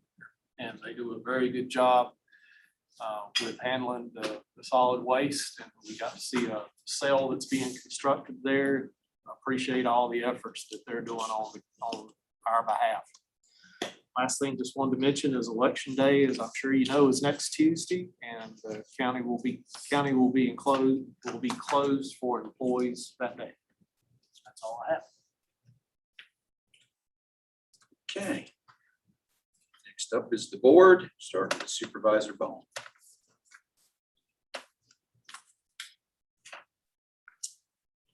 No report. Supervisor King. I don't have no report. I would like to say this. I do respect each board member's opinions and their beliefs. They stand up for what they believe is right. I do appreciate that. And I hope you can give me the same gratitude as, you know, I'm standing up for what I think is right. Supervisor Blevins. Also, I agree with Supervisor King. I think that each of us, and that's why we're elected officials, to represent what we're passionate about. And I respect everyone's beliefs and thoughts about that. So appreciate all of the speakers that came out tonight. I always feel that civic involvement, engagement is always vital for us to hear. And I always listen. Outside of that, I wanted just to do a shout out and remind people that retired and senior volunteer program are collecting for the senior supplies the month of October, and remind people of that. And of course, the Montgomery Parks and Recreation will have their trick or treating here at the Government Center Friday from 3 p.m. to 4:30. And just wanted to do a shout out to Meadowbrook Library. The last week they had their Halloween costume mania, and that's just amazing. Through community donations, they collect costumes and accessories throughout the year and then offer for the community a free opportunity for them to come in and pick out for free Halloween costumes. So that was a great event, and what a great outreach for the community. So. Supervisor Demots, No report. Supervisor Shepherd. No report, but having the same sentiment as King. I respect everybody's opinions and what they believe in. I think that's what makes this country strong, is everybody's different. Everybody has a different idea. And it's just the way we do business. Vice Chair Biggs. I don't really have a report, but I have a thank you to the staff and the board for your support when my sister passed away on October 10th. I could feel it all the way across the country to Bend, Oregon, and it was a very difficult time because it sort of was a surprise. And so just want to thank you for all your thoughts and prayers. Okay, I don't really have anything, but I don't know if you all have experienced it, but I've had several citizens ask me when the county was going to have the trick or treating done. Has that ever come up before when it falls on a Sunday night? I think it has. Oh, yeah. It has, the county's position has always been, that I recall, that we observe it on the day in which it falls. If it's Sunday, it's on Sunday. If it's Tuesday, it's on Tuesday. That's what I remember. Have we ever changed that? I mean, I don't know why citizens would be wondering why if we were But going to sometimes change. maybe the towns do it Right, different. like Christiansburg, I think they're having a trunk or treat. Yeah. I know Blacksburg's doing theirs on Saturday. And I The believe, whole night?